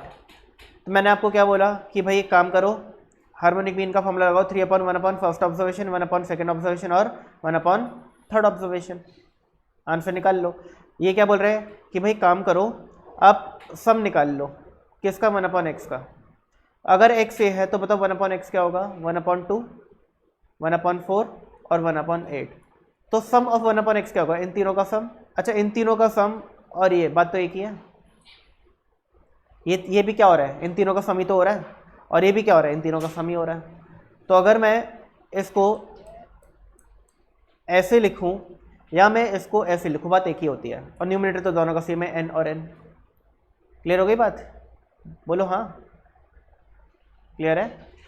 ठीक है ना? तो ये क्या कर रहा हूँ मैं? 1/x, 1/x2, 1/x3, 1/xn क्या कर रहा हूँ? सम कर रहा हूँ। और यहाँ पर भी मैं क्या कर रहा हूँ? अगर मैं 1/x लिख देता हूँ और फिर इसका सम निकालता हूँ, यानी क्या करता हूँ? सम ऑफ 1/x निकालता हूँ, तो मैं इन तीनों को ऐड ही कर रहा हूँ। यहाँ पर भी तीनों ऐड हो रहे हैं, यहाँ पर भी तीनों ऐड हो रहे हैं, तो दोनों एक ही बात हो गई। अब मेरी बात ध्यान से सुनना, अगर मैं बोलूँ कि मेरे पास डिस्क्रीट डेटा है, डिस्क्रीट डेटा में क्या होता है? फ्रीक्वेंसी भी आ जाती है। यानी अगर क्लास में पहले मैंने लिखा था 248, तो समझ लो 10 नंबर का टेस्ट हुआ, एक बच्चे के 2 नंबर है, एक बच्चे के 4 नंबर है, एक बच्चे के 8 नंबर है। अब मैं यहाँ पर अगर फ्रीक्वेंसी दे दूँ तो इसका क्या मतलब है कि 2 बच्चों के 2 नंबर है, 3 बच्चों के 4 नंबर है और 2 बच्चों के 8 नंबर है। आ रही बात समझ? अब अगर मैं इस डेटा का हार्मोनिक मीन निकालना चाहूँ तो बताओ क्या करूँगा? टोटल बच्चे कितने क्लास में? 3, 4, 5, 6, 7। तो 7 अपॉन बच्चे 7 है, 7/1 पहली ऑब्जर्वेशन क्या है? 2। दूसरी ऑब्जर्वेशन क्या है बताओ? 2 बच्चों के 2 नंबर है, तो पहली ऑब्जर्वेशन भी 2, दूसरी भी 2। तीसरी ऑब्जर्वेशन क्या है? 1/4, फिर 1/4, फिर 1/4, फिर 1/8 और फिर 1/8। ध्यान सुनना, अगर इस डेटा को मैं इंडिविजुअल फॉर्म में लिखना चाहूँ तो कैसे लिखूंगा? 2 बच्चों के 2 नंबर है, 3 बच्चों के 4 नंबर है और 2 बच्चों के 8 नंबर है। ऐसे तो लिखूंगा इस डेटा को। अगर मुझे ये डिस्क्रीट डेटा इंडिविजुअल फॉर्म में लिखना है तो ऐसे तो लिखूंगा। अब अगर इस डेटा का हार्मोनिक मीन निकालोगे तो कैसे निकालोगे? 1 2 3 4 5 6 7 7 observation, 1 upon first observation, 1 upon second observation, 1 upon third, 1 upon fourth, 1 upon fifth, 1 upon sixth, 1 upon seventh observation. ये करोगे? बोलो हाँ। अब देखो इसको मैं कैसे लिख रहा हूँ, 7 अपॉन 1 अपॉन 2 प्लस 1 अपॉन 2 क्या होता है? 2 upon 2। 1 upon 4 plus 1 upon 4 plus 1 upon 4 क्या होता है? 3 अपॉन 4। और 1/8 प्लस 1/8 क्या होता है? 2/8। क्या मैं इस फॉर्मूले को ऐसे लिख सकता हूँ? Harmonic mean is equal to 7 क्या है? Number of observation upon f1 upon x1 plus f2 upon x2 plus f3 upon x3। मुझे बताइए ये दो क्या है? ये दो फ्रीक्वेंसी है और नीचे वाला दो क्या है? ऑब्जर्वेशन है। तो पहली फ्रीक्वेंसी अपॉन पहली ऑब्जर्वेशन, फिर ये 3 क्या है? फ्रीक्वेंसी, और 4 क्या है? ऑब्जर्वेशन। तो f2 अपॉन x2, फिर ये 2 क्या है? फ्रीक्वेंसी, 8 क्या है? ऑब्जर्वेशन। तो f3 अपॉन x3 बन गया फॉर्मूला। क्लियर हो गई बात? तो आप लोगों को रटने की जरूरत नहीं है, आप लोगों को समझना है कि भाई फॉर्मूला बन कैसे रहा है, ये क्यों हो रहा है 1 अपॉन x1। ठीक है ना? तो देखो ये फॉर्मूला बन गया यहाँ पर। अगेन जैसे 1 अपॉन x1 1 अपॉन x2 को आप सम ऑफ 1 अपॉन x बोल सकते हो, ऐसे f1 upon x1 f2 upon x2 f3 upon x3 को आप क्या बोल सकते हो? सम ऑफ f अपॉन x। क्यों बोल सकते हो? समझा रहा हूँ, ध्यान से सुनना। अगर मैं आपको बोलूँ कि भाई काम करते हैं f अपॉन x निकालते हैं, तो क्या करोगे? 2 अपॉन 2, 3 अपॉन 4 एंड 2 अपॉन 8। अब मैं आपको बोलता हूँ कि सम ऑफ f अपॉन x निकालते हैं, तो आप f अपॉन x को टोटल कर दोगे तो 2/3 प्लस 3/4 प्लस 2/8। तो यहाँ पर भी तो ये हो रहा है 2/2 प्लस 3/4 प्लस 2/8, ये 2/2 है, सॉरी, ठीक है ना? 2 upon 2, 2/2 plus 3/4 plus 2/8, 2/2 plus 3/4 plus 2/8। तो बात तो एक ही है, sum of f upon x करो या फिर f1 upon x1 plus f2 upon x2 plus f3 upon x3 करो, बात एक ही है। क्लियर हो गया? ठीक है। तो यहाँ पर अगर आप बुक्स में लिखना चाहो तो लिख सकते हो n upon f1 upon x1 plus f2 upon x2 plus fn upon xn, या फिर और ये वाला फॉर्मूला।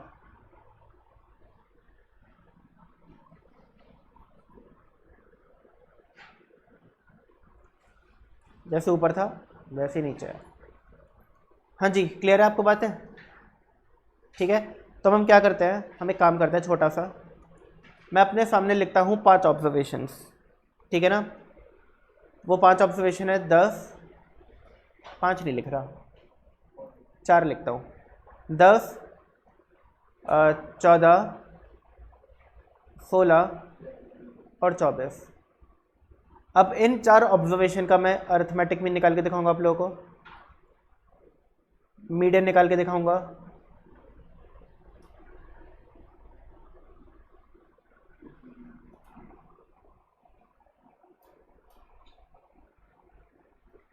ठीक है ना? मैं क्या निकाल के दिखाऊंगा? Arithmetic mean, median, mode, geometric mean और हार्मोनिक मीन, 5 एवरेजेस निकाल के दिखाऊंगा।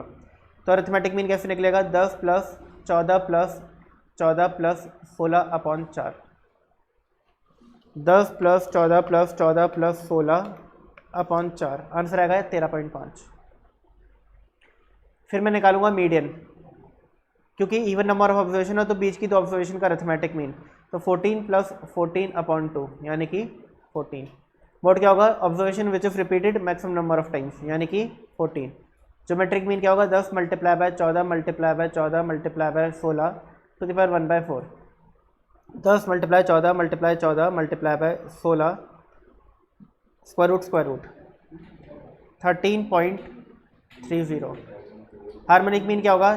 4 upon 1 upon 10 plus 1 upon 14 plus 1 upon 14 plus 1 upon 16। तो मेमोरी का यूज़ करेंगे, पहले मेमोरी क्लियर कर लेंगे कैलकुलेटर की। MRC बटन को 2 बार रैपिडली प्रेस करो, याद आ रहा है? फिर 1 divided by 10 is equal to m plus, क्या 1 divide by 10 is equal to m plus, 1 divide by 14 is equal to m plus, अरे यार रुको दोबारा कर रहा हूँ मैं, 1 divide by 10 is equal to m plus, 1 divide by 14 is equal to m plus m+, 2 बार m+ करना है इस बार, क्योंकि ये दोनों आंसर सेम ही आएंगे। फिर 1 divided by 16 is equal to m+। तो ये वाला आंसर, ये वाला आंसर, ये वाला आंसर और ये वाला आंसर मैंने चारों को मेमोरी में पहुँचा दिया। अब मैं क्या करूँगा, 4 divided by MRC, 4 divided by जो भी मेमोरी के अंदर है, और आंसर आ जाएगा 13.09941। हाँ जी, बात क्लियर है? पांचों एवरेजेस कैसे निकाले जाते हैं समझ आ गया? हमने अरिथमेटिक मीन की प्रॉपर्टीज पढ़ी थी, कितनी थी? 9। हमने मीडियन की प्रॉपर्टीज पढ़ी थी, कितनी थी? 3। हमने मोड की प्रॉपर्टीज पढ़ी थी, अगेन कितनी थी? 3 से 4।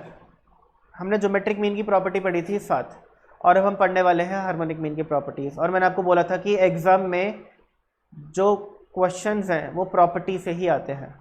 ये जो हम पढ़ रहे हैं ना यहाँ पर, ऐसे एक भी क्वेश्चन नहीं आता एग्जाम में। आपको रेयरली कोई क्वेश्चन दिखेगा जिसके अंदर आपको arithmetic mean, median, mode, geometric mean या हार्मोनिक मीन निकालना हो, क्योंकि ये क्वेश्चन 1 नंबर के हिसाब से अगर मुश्किल करे जाए तो बहुत मुश्किल हो जाते हैं, और आसान इतने आसान होते हैं। तो इसलिए मैंने बोला था कि स्टैटिस्टिक्स के अंदर इस टाइप के क्वेश्चंस नहीं आते जहाँ पे आपको ये एवरेजेस निकालने हो। आपके क्वेश्चंस आते हैं सारे के सारे प्रॉपर्टी बेस्ड, और प्रॉपर्टीज़ अब हम पढ़ने वाले हैं हार्मोनिक मीन की। यानी हार्मोनिक मीन से अगर क्वेश्चन आया तो हाई चांसेस है कि वो प्रॉपर्टी से आएगा जो हम पढ़ने वाले हैं। ये कैलकुलेशन वाला जो तरीका है ये आने के चांसेस बहुत ही कम होते हैं, ना के बराबर समझ लो। 1% या 2% चांस है कि आपका डायरेक्ट क्वेश्चन आएगा इस तरीके का, जिसमें आपको arithmetic mean, median, mode, geometric mean या हार्मोनिक मीन निकालना हो। क्या है प्रॉपर्टीज ऑफ हार्मोनिक मीन? पहली, if all observations taken by variable are same, यानी कि क्लास में मैंने टेस्ट लिया, सारे बच्चों के सेम मार्क्स आए, हर बच्चे के 14 नंबर आए 20 में से, और बच्चे हैं मान के चलो क्लास में 5, ठीक है ना? तो ये क्या बोलता है, उसका हार्मोनिक मीन भी वही सेम ऑब्जर्वेशन होगा, यानी इसका हार्मोनिक मीन भी क्या होगा? 14 ही होगा। क्लियर हो गई बात? यकीन नहीं होता तो निकाल के देख लो।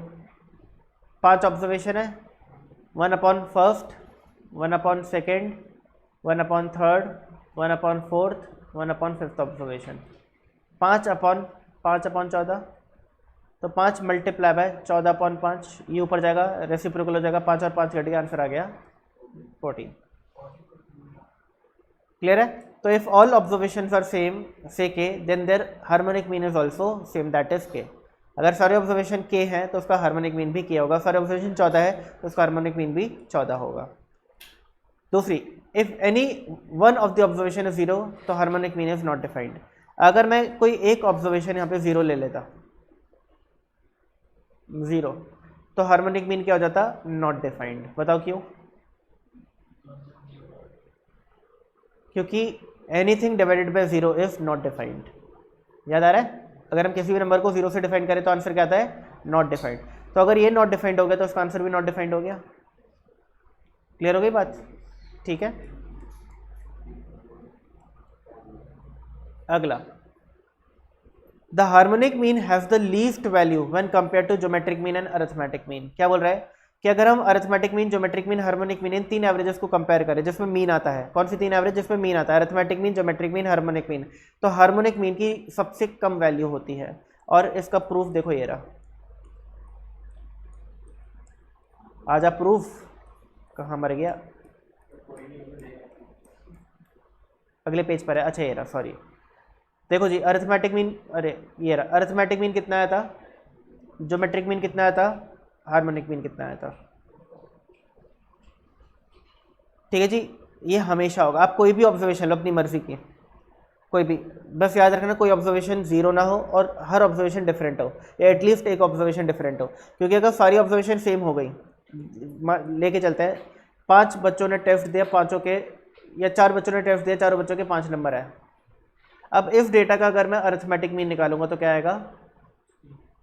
5। इस ऑब्जर्वेशन का मैं मीडियन निकालूंगा तो क्या आएगा? 5। इस डेटा का मोड निकालूंगा तो क्या आएगा? 5। इस डेटा का ज्योमेट्रिक मीन निकालूंगा तो क्या आएगा? 5। और हार्मोनिक मीन भी 5। यानी कि अगर सारी ऑब्जर्वेशन सेम हो तो पांचों measure of central tendency same आते हैं। तो फिर अब यहाँ पर ये नहीं बोल सकते कि सर अरिथमेटिक मीन तो हमेशा ज्योमेट्रिक मीन से ज़्यादा होता है, ज्योमेट्रिक मीन हमेशा हार्मोनिक मीन से ज़्यादा होता है। ये वाला रिलेशनशिप तो यहाँ पे ट्रू हो नहीं रहा, तो इसलिए नहीं हो रहा क्योंकि सारी ऑब्जर्वेशन सेम है। बट अगर एक भी ऑब्जर्वेशन में चेंज कर दूँ, एक भी ऑब्जर्वेशन में 5 की जगह 4 कर दूँ, अब क्या होगा? अरिथमेटिक मीन सबसे ज़्यादा आएगा, उससे कम आएगा ज्योमेट्रिक मीन और सबसे कम आएगा हार्मोनिक मीन। चाहे तो निकाल के देख लेना। क्लियर हो गई बात? ठीक है, निकाल के देख ही लेते हैं। बताओ जी अरिथमेटिक मीन क्या होगा? 5 + 5 + 5 15 + 4 19/4। बताओ जी 19/4 होता है 4.75। हर ज्योमेट्रिक मीन निकालते हैं, क्या करेंगे? मल्टीप्लाई करेंगे, 5 × 5 × 5 × 4 और 2 बार स्क्वायर रूट। आंसर आ रहा है 4.728। कम आ रहा है? हार्मोनिक मीन निकालते हैं, ये इससे भी कम आएगा। कैसे करेंगे? मेमोरी क्लियर कर रहा हूँ। 1/5 = m+m+m+, फिर 1/4 = m+, 4/MRC = लो जी हो गया। सबसे बड़ा अरिथमेटिक मीन, उससे छोटा ज्योमेट्रिक मीन, सबसे छोटा हार्मोनिक मीन। तो ये हमेशा होता है, ये रिलेशनशिप है AM GM HM का, कि भाई हमेशा चाहे कुछ हो जाए AM GM से बड़ा होगा, GM HM से बड़ा होगा। ओके, अब अगला कॉन्सेप्ट है कंबाइंड HM और फिर वेटेड HM का। कंबाइंड HM का क्या मतलब है? याद करते हैं पहले कंबाइंड अरिथमेटिक मीन क्या था। कंबाइंड AM को याद करते हैं, फिर कंबाइंड HM पर आएंगे। याद कर रहे हैं, पढ़ चुके हम पहले। अगर आप लोगों में टेस्ट ले रहा हूँ और मैं देखता हूँ आप लोग चीटिंग करते हो, तो मैंने सोचा कि भाई काम करते हैं, ऑल्टरनेट बैठाते हैं। अब ऑल्टरनेट के चक्कर में सारे बच्चे इस क्लास में फिट नहीं आए, मुझे कुछ बच्चों को उस क्लास में बैठाना पड़ा ऑल्टरनेट, और कुछ बच्चों को इस क्लास में। मान के चलते हैं इस क्लास में बैठे 15 बच्चे और बाजू वाली क्लास में बैठे 12 बच्चे। इस वाली क्लास में बच्चों का मैंने पेपर चेक किया और उसका अरिथमेटिक मीन निकाल लिया। वो आया लेट से मान के चलो 16 number out of 25, 16 number average आया। और इस वाली क्लास का अरिथमेटिक मीन आया लेट से 18 नंबर, यानी इस क्लास में होशियार बच्चे बैठे थे ज़्यादा, इसमें थोड़े कम होशियार बच्चे बैठे थे। अब मैं जानना चाहता हूँ कि अगर मैं इन सभी का एक कंबाइंड अरिथमेटिक मीन निकालना चाहूँ, कितने बच्चे हैं टोटल? 27 बच्चों का, तो क्या आएगा? तो याद दिलाओ क्या था फॉर्मूला?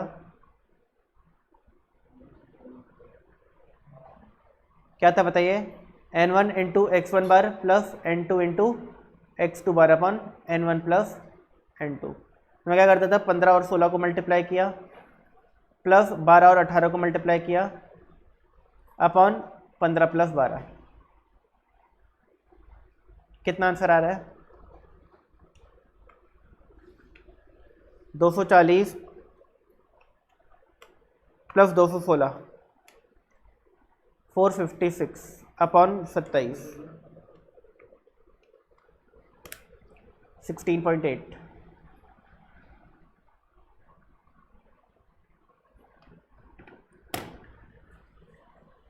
आ रही बात समझ? क्या आ गया? 16.8। तो 16 और 18 के बीच का आ गया arithmetic mean, 16.888 combined arithmetic mean. इसके पीछे की वर्किंग याद है? ऐसा क्यों करते हैं हम लोग? बताओ नन्या, क्यों करते हैं? हमने इन दोनों को मल्टीप्लाई क्यों किया? हमने इन दोनों को मल्टीप्लाई क्यों किया?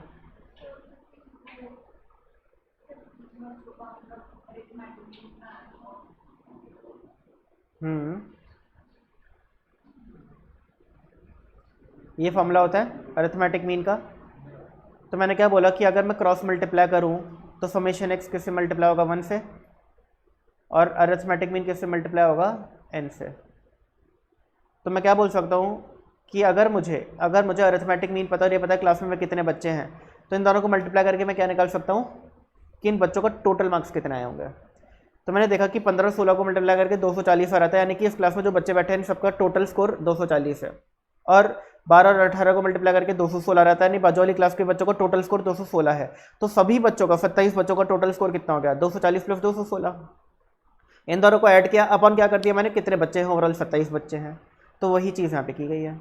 15 × 16 240, 12 × 18 216, इन दोनों को टोटल किया अपॉन 27। तो मेरे पास क्या आ गया? कंबाइंड अरिथमेटिक मीन आ गया। याद आ गया? हाँ जी। अब इसी तरीके से अगर मुझे कंबाइंड हार्मोनिक मीन निकालना होता,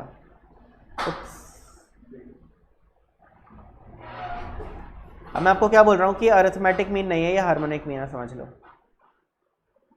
ये हार्मोनिक मीन है।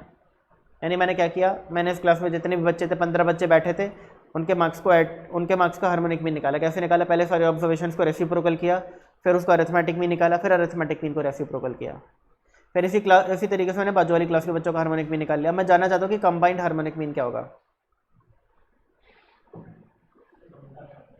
तो इसका आंसर क्या होगा? देखो जी, N1 plus N2 upon N1 upon H1 plus N2 upon H2।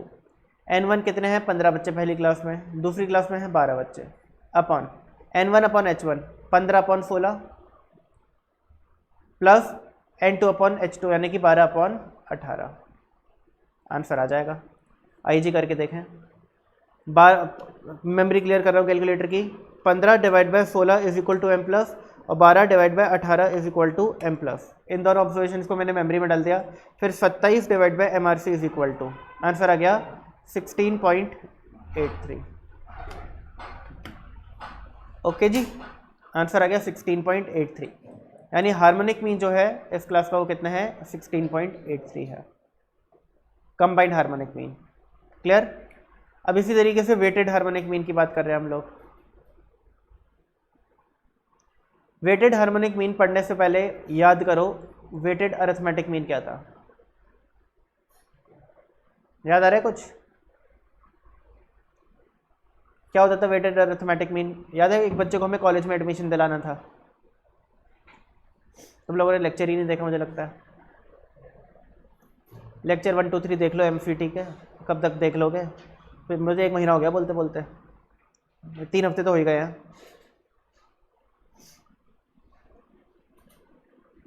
Weighted arithmetic mean क्या होता है?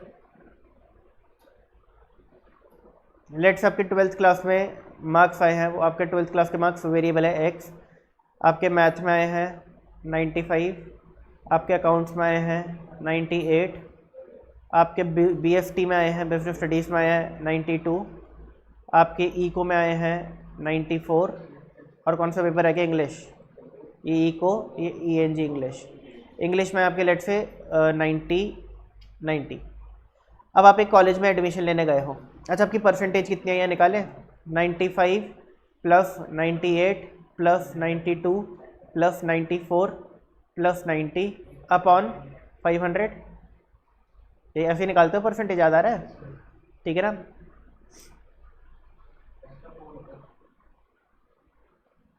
इंटू 100 भी करते हैं, परसेंटेज निकालने के लिए इंटू 100 भी करते हैं। अच्छा, अगर ये 2 0 हटा दो तो एक तरीके से इनका अरिथमेटिक मीन निकाल लो, परसेंटेज ही आ जाएगी। यानी अरिथमेटिक मीन और परसेंटेज एक ही चीज़ हो गई। यानी परसेंटेज निकालने का तरीका और अरिथमेटिक मीन निकालने का तरीका एक ही हो गया। अगर मैं बोलता हूँ इनका अरिथमेटिक मीन निकालो तो क्या करते हैं? सारे ऑब्जर्वेशन को ऐड करते हैं अपॉन 5, और परसेंटेज निकालोगे तो सारे ऑब्जर्वेशन को ऐड करोगे अपॉन 500 इंटू 100। 2 0 100 के 2 0 500 के कट गए, तो अरिथमेटिक मीन निकाल रहे हो तरीके से। क्या आ रहा है? ओके, 93.8। अब कॉलेज वाले बोलते हैं कि जी हमारे कॉलेज में एडमिशन लेने के लिए हम मैथमेटिक्स और अकाउंट्स को डबल वेटेज देते हैं, और अगर आप ये क्राइटेरिया मैच करते हो और आपके 94.5% आ जाते हैं तो हम आपका एडमिशन ले लेंगे। आपको क्या क्राइटेरिया मैच करना है? आपको एवरेज अपनी परसेंटेज निकालनी है कंसिडरिंग मैथ और अकाउंट की डबल वेटेज, और अगर वो परसेंटेज आपकी 94.5 बनती है तो आपको हम एडमिशन दे देंगे।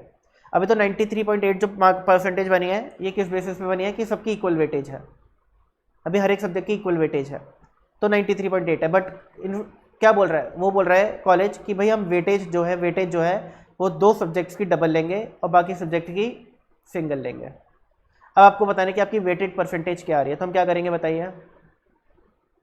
हम W और X को मल्टीप्लाई कर देंगे। 95 इंटू 2 कितना होता है? 190। 98 मल्टीप्लाई बाई 2 क्या होता है? 196। फिर 92, 94 एंड 90, इन सबको ऐड करेंगे। 190 प्लस 196 प्लस 92 प्लस 94 प्लस 90 कितना गया? 662। अब बताओ क्या करूं मैं?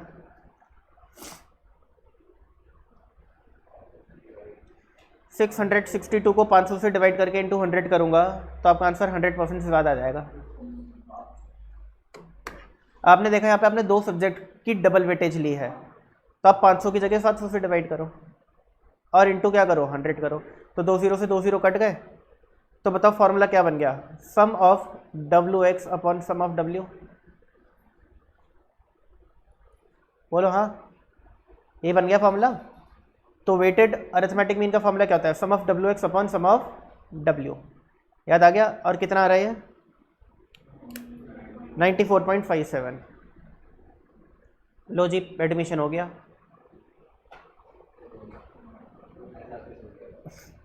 क्लियर है ये बात। तो ये हम निकालते थे क्या, वेटेड अरिथमेटिक मीन। अब हम ये सीखना चाहते हैं कि वेटेड हार्मोनिक मीन कैसे निकालें।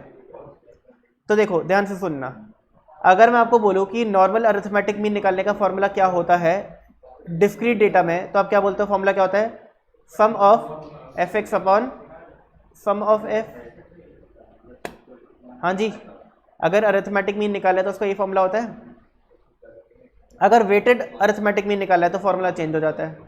बताओ क्या फर्क है इन दोनों फॉर्मूले में, फ्रीक्वेंसी की जगह वेट आ गया, फ्रीक्वेंसी की जगह वेट आ गया। तो इसी तरीके से अगर मैं आपको बोलूं कि हार्मोनिक मीन निकालने का नॉर्मल फॉर्मूला तो ये होता है, या फिर मैं क्या बोल सकता हूं, n upon sum of 1/x। अच्छा, अभी मैं जानना चाहता हूं, क्योंकि हम डिस्क्रीट डेटा की बात कर रहे हैं, तो डिस्क्रीट डेटा के केस में फॉर्मूला क्या होता है, याद करो। डिस्क्रीट डेटा के केस में फॉर्मूला होता है n upon sum of f upon x। याद आ रहा है, ये देखो ये रहा, क्लियर है। और ये n क्या होता है, फ्रीक्वेंसी का टोटल, ठीक है ना। अब मुझे एक बात बताइए, जैसे नॉर्मल अरिथमेटिक मीन के फॉर्मूला ये था और वेटेड अरिथमेटिक मीन का फॉर्मूला ये था, तो अगर नॉर्मल हार्मोनिक मीन का फॉर्मूला ये है तो वेटेड हार्मोनिक मीन का फॉर्मूला क्या हो जाएगा, sum of W upon sum of W upon x। ये हो जाएगा बिल्कुल सेम पैरामीटर्स पर। तो देखो वही हो गया, ये रहा sum of W upon sum of W upon x। आगे बात समझ आप लोगों को, क्लियर है, इजी। अब हार्मोनिक मीन के यूजेस क्या है, देखो हार्मोनिक मीन बहुत अच्छी चीज़ है, अभी आपका दिमाग घूमने वाला है थोड़ी देर में। It is used primarily in averaging speeds when equal distances are covered. It is also used in averaging cost of commodity in securities when equal amount is invested. ये देखो मैं आपको कितना मस्त चीज़ दिखाऊंगा, अब मजा आएगा आप लोगों को।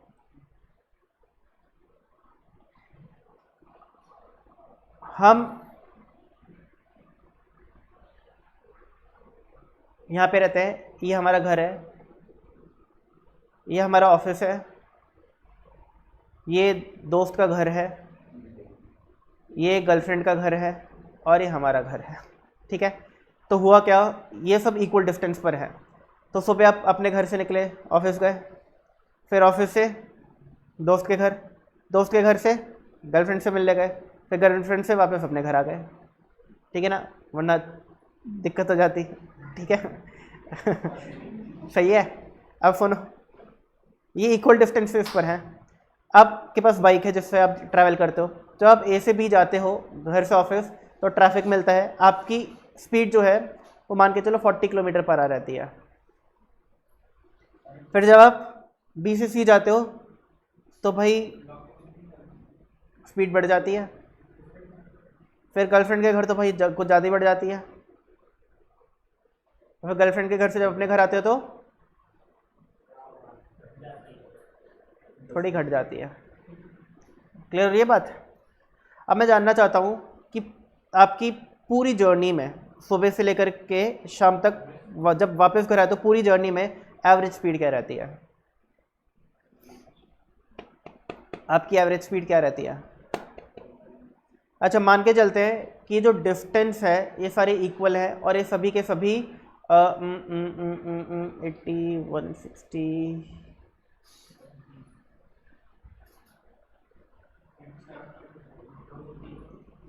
50 किलोमीटर ले लेता हूँ, ये सभी डिस्टेंस 50-50 किलोमीटर है मान के चलते हैं। यानी आप एक दिन में पूरे 200 किलोमीटर का चक्कर लगाते हो अभी के लिए। वैसे प्रैक्टिकल नहीं है, 2-3-4 किलोमीटर का डिस्टेंस होता है, बट अभी के लिए 50 किलोमीटर मान लेते हैं। ये हर एक डिस्टेंस 50-50 किलोमीटर का है। मैं जानना चाहता हूँ आपकी एवरेज स्पीड क्या है पूरे दिन की जर्नी में। तो आप लोग क्या कर रहे हो, आप में से ज़्यादातर बच्चे क्या कर रहे हैं, एवरेज स्पीड यानी कि अरिथमेटिक मीन निकालना है, तो आप लोग क्या कर रहे हो, आप लोग 40 प्लस 50 प्लस 80 प्लस 60 अपॉन 4 कर रहे हो, यही कर रहे हो हाँ या ना?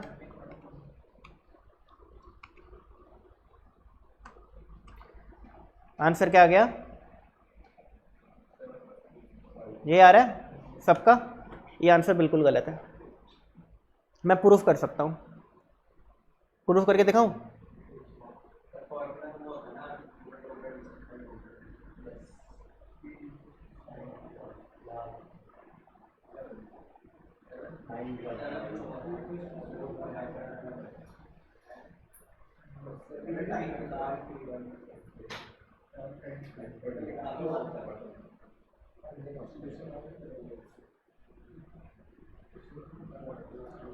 बताओ जी, सबसे पहले आप ऑफिस से, घर से ऑफिस जाते हो, फिर ऑफिस से दोस्त के घर, दोस्त के घर से गर्लफ्रेंड के घर, गर्लफ्रेंड के घर से वापस अपने घर। डिस्टेंस 50-50 किलोमीटर का है। स्पीड 40, 50, 80, 60। बताओ जी, 50 किलोमीटर का डिस्टेंस है, 40 की आपकी स्पीड रहती है, तो कितना टाइम लगता होगा आपको घर से ऑफिस जाने में? 1.25 आवर्स, हाँ या ना? क्लियर है? क्या फॉर्मूला होता है? Speed equals to time equal to distance upon speed. क्या होता है? Time equals to distance upon speed, या बोल सकते हो speed equal to distance upon time. ठीक है ना? अगर आप इन दोनों को इंटरचेंज करोगे क्रॉस मल्टीप्लाई करके तो भी सेम ही, ये दोनों सेम ही है। ठीक है ना? ये भी फॉर्मूला ठीक है, ये फॉर्मूला भी ठीक है। टाइम निकालें तो डिस्टेंस अपॉन स्पीड, स्पीड निकालें तो डिस्टेंस अपॉन टाइम। अब इसमें 1 घंटा लगेगा पूरा। फिर यहाँ पर कितना टाइम लगेगा? 50 अपॉन 80, 0.625 आवर। और फिर 50 अपॉन 60, 0.8333 आवर।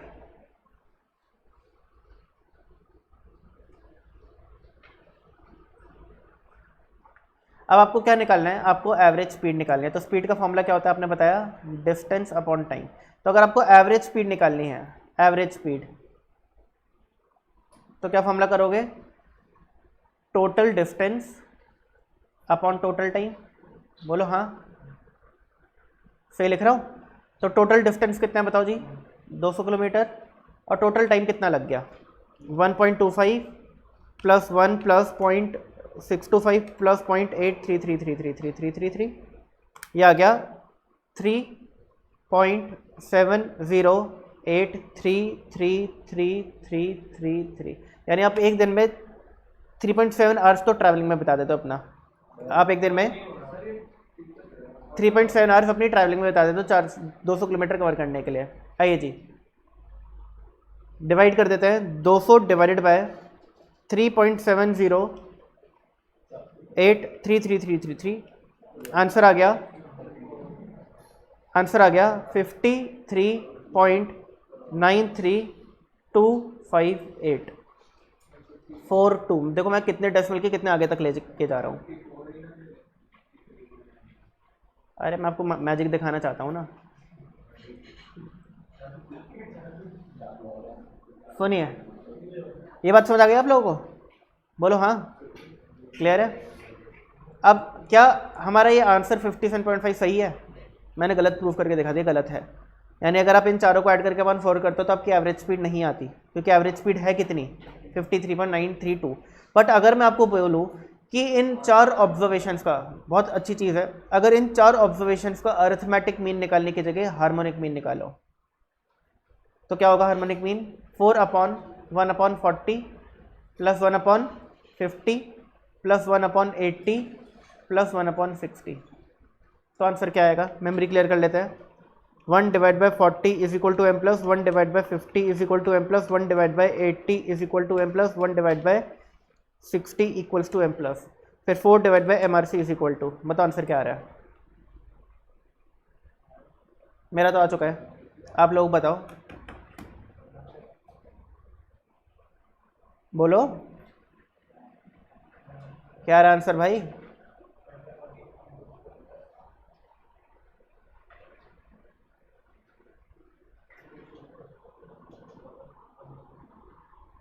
बताइए भाई, बताइए।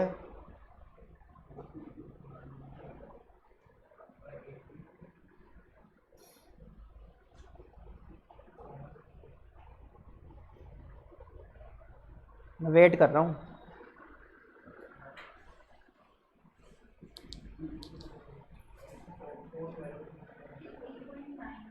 $53.93,258,42745 ये आ रहा है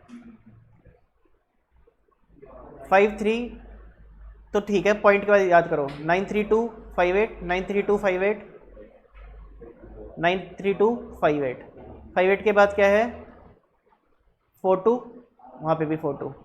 ये मैं आपको दिखाना चाह रहा था कि एग्जैक्ट सेम आंसर आता है अगर आप हार्मोनिक मीन निकालो। अब मैं अगर आपको बोलूँ कि एवरेज स्पीड निकालो इस डेटा की, और अगर आप ये आंसर इस तरीके से निकालो और यही आंसर इस तरीके से निकालो, तो बताओ कौन सा जल्दी होगा? Harmonic mean.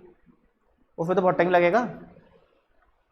तो कॉन्सेप्ट क्या बोलता है कि अगर आपको एवरेज स्पीड निकालनी है, इक्वल डिस्टेंसेस कवर्ड है, आपको एवरेज अमाउंट इन्वेस्टेड निकालना है, इक्वल अमाउंट इन्वेस्टेड है, तो आप अरिथमेटिक मीन का यूज़ मत करो, ये आपको गलत आंसर देगा। आप यूज़ करो किसका? हार्मोनिक मीन का, ये आपको एकदम सही आंसर देगा। यहाँ पर देखो हमने हार्मोनिक मीन का यूज़ करके सही आंसर निकाला, अरिथमेटिक मीन का यूज़ करके गलत आंसर निकाला। और सही आंसर था क्या? प्रैक्टिकल अप्रोच से हमने देखा तो वही था जो हार्मोनिक मीन निकाल करके दे रहा था। हुई ये बात क्लियर? बोलो हाँ, क्लियर हो गई ये बात? जाने तो उसका कॉलेज होगा। नहीं सर, कॉलेज नहीं है, वो डी पे जा रहा है सर, बिल्कुल स्पीड से जाना है सर। अब आप समझ गए, वो डी पे जा रहा है। तुम्हारा कॉलेज है सर? सच में तुम डी पे जा रहे हो?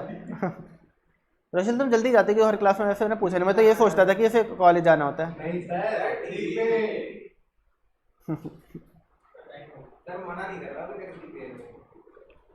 तुम कॉलेज नहीं जाते? नहीं सर, जाता तो कॉलेज सारा टाइम नहीं है। तुम्हारा कॉलेज कौन सा है? देशबंधु। अभी तो ड्यू ऑफ पड़ा है। लेकिन ये तो उसमें है ना, सेकंड ईयर में। अच्छा, तुम्हारा इवनिंग है क्या कॉलेज? तो जाते ही नहीं है सर, कॉलेज के नाम का कहना हो जाता है। भाई तो क्लास पूरी लिया करो। मुझे तो लगता था, मैं इसलिए नहीं रोकता था, मुझे लगता कॉलेज जाना है उसको। नहीं, कभी जाता कॉलेज डी पे। भाई रोशन पढ़ लो।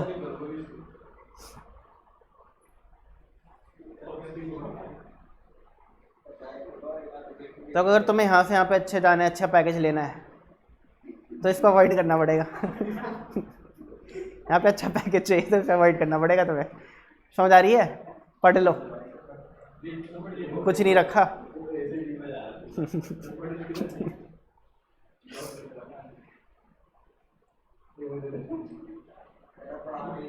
मजे ले चलो। अच्छा एक और सुनो रुशल, अगर पढ़ लो तो अच्छा है।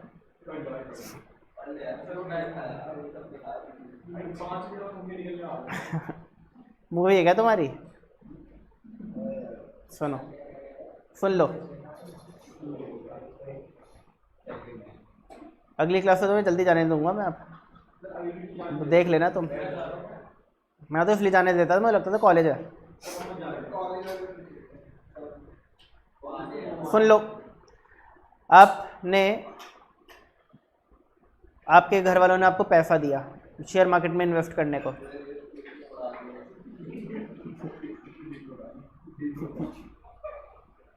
मजे ले लो उसके। समझो आपकी डी नहीं है, ठीक है। आपको घर वालों ने पैसा दिया इन्वेस्ट करने के लिए, और आपने 4 अलग अलग दिन 10-10 हज़ार रुपये इन्वेस्ट करे।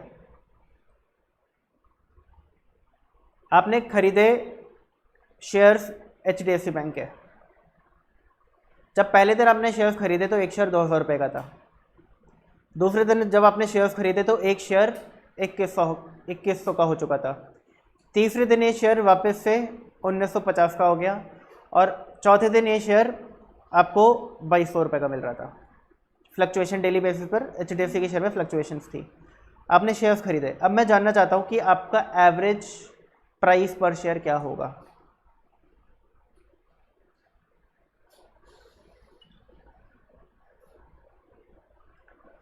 तो अगेन आप लोग क्या करोगे सर? चारों को ऐड करेंगे upon 4। 2000 plus 2100 plus 1950 plus 2200 upon 4। Answer गलत आएगा। प्रूफ करते हैं। मुझे एक बात बताइए, आपके पास पहले दिन जब आपने शेयर्स खरीदे होंगे तो कितने शेयर्स मिले होंगे आपको? 5, 10,000 रुपये हैं, 2,000 का एक शेयर है, ठीक है ना, प्राइस पर शेयर लिखा है, तो आपको 5 शेयर मिले होंगे। फिर दूसरे दिन कितने मिले होंगे? दूसरे दिन आपको मिले होंगे इतने शेयर्स। फिर तीसरे दिन कितने मिले होंगे? तीसरे दिन मिले होंगे 5.12820 शेयर्स। और आखिरी दिन कितने मिले होंगे? 4.545454 शेयर। तो आपके पास टोटल HDFC के कितने शेयर हैं आज की डेट में?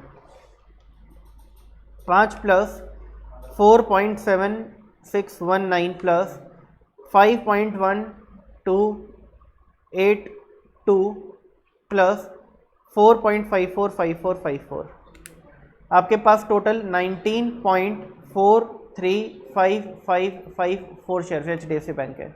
और आपने टोटल कितना पैसा इन्वेस्ट कर रखा है? तो आपका एक शेयर का एवरेज प्राइस क्या होना चाहिए बताइए? Total amount invested upon total number of shares which you have. बताओ ठीक कर रहा हूं मैं? आंसर आएगा 2058083860। अगर आप इनका अरिथमेटिक मीन निकालते तो पता है कितना आता है? 2000 plus 2100 plus 1950 plus 2200 divide by 4, यह आता 2062.5। AM आता 2062.5, जबकि एक्चुअल एवरेज प्राइस है कितना? 2058.83। अब अभी वो नहीं हो सकते, बट यहाँ पे मान के चलो, अब मुझे समझाना है ना। आ रही है बात समझ आप लोगों को इतनी? अब एक बात बताइए, अगर मैं इन्हीं ऑब्जर्वेशंस का हार्मोनिक मीन निकालूँ तो क्या होगा? 4/1/2000 प्लस 1/2100 प्लस 1/1950 प्लस 1/2200। आइए जी, कैलकुलेटर की memory trick. 1 divide by 2000 equals to m plus 1 divide by 2100 equals to m plus 1 divide by 1950 equals to m plus और 1 divide by 2200 equals to m plus. फिर 4 divide by MRC is equal to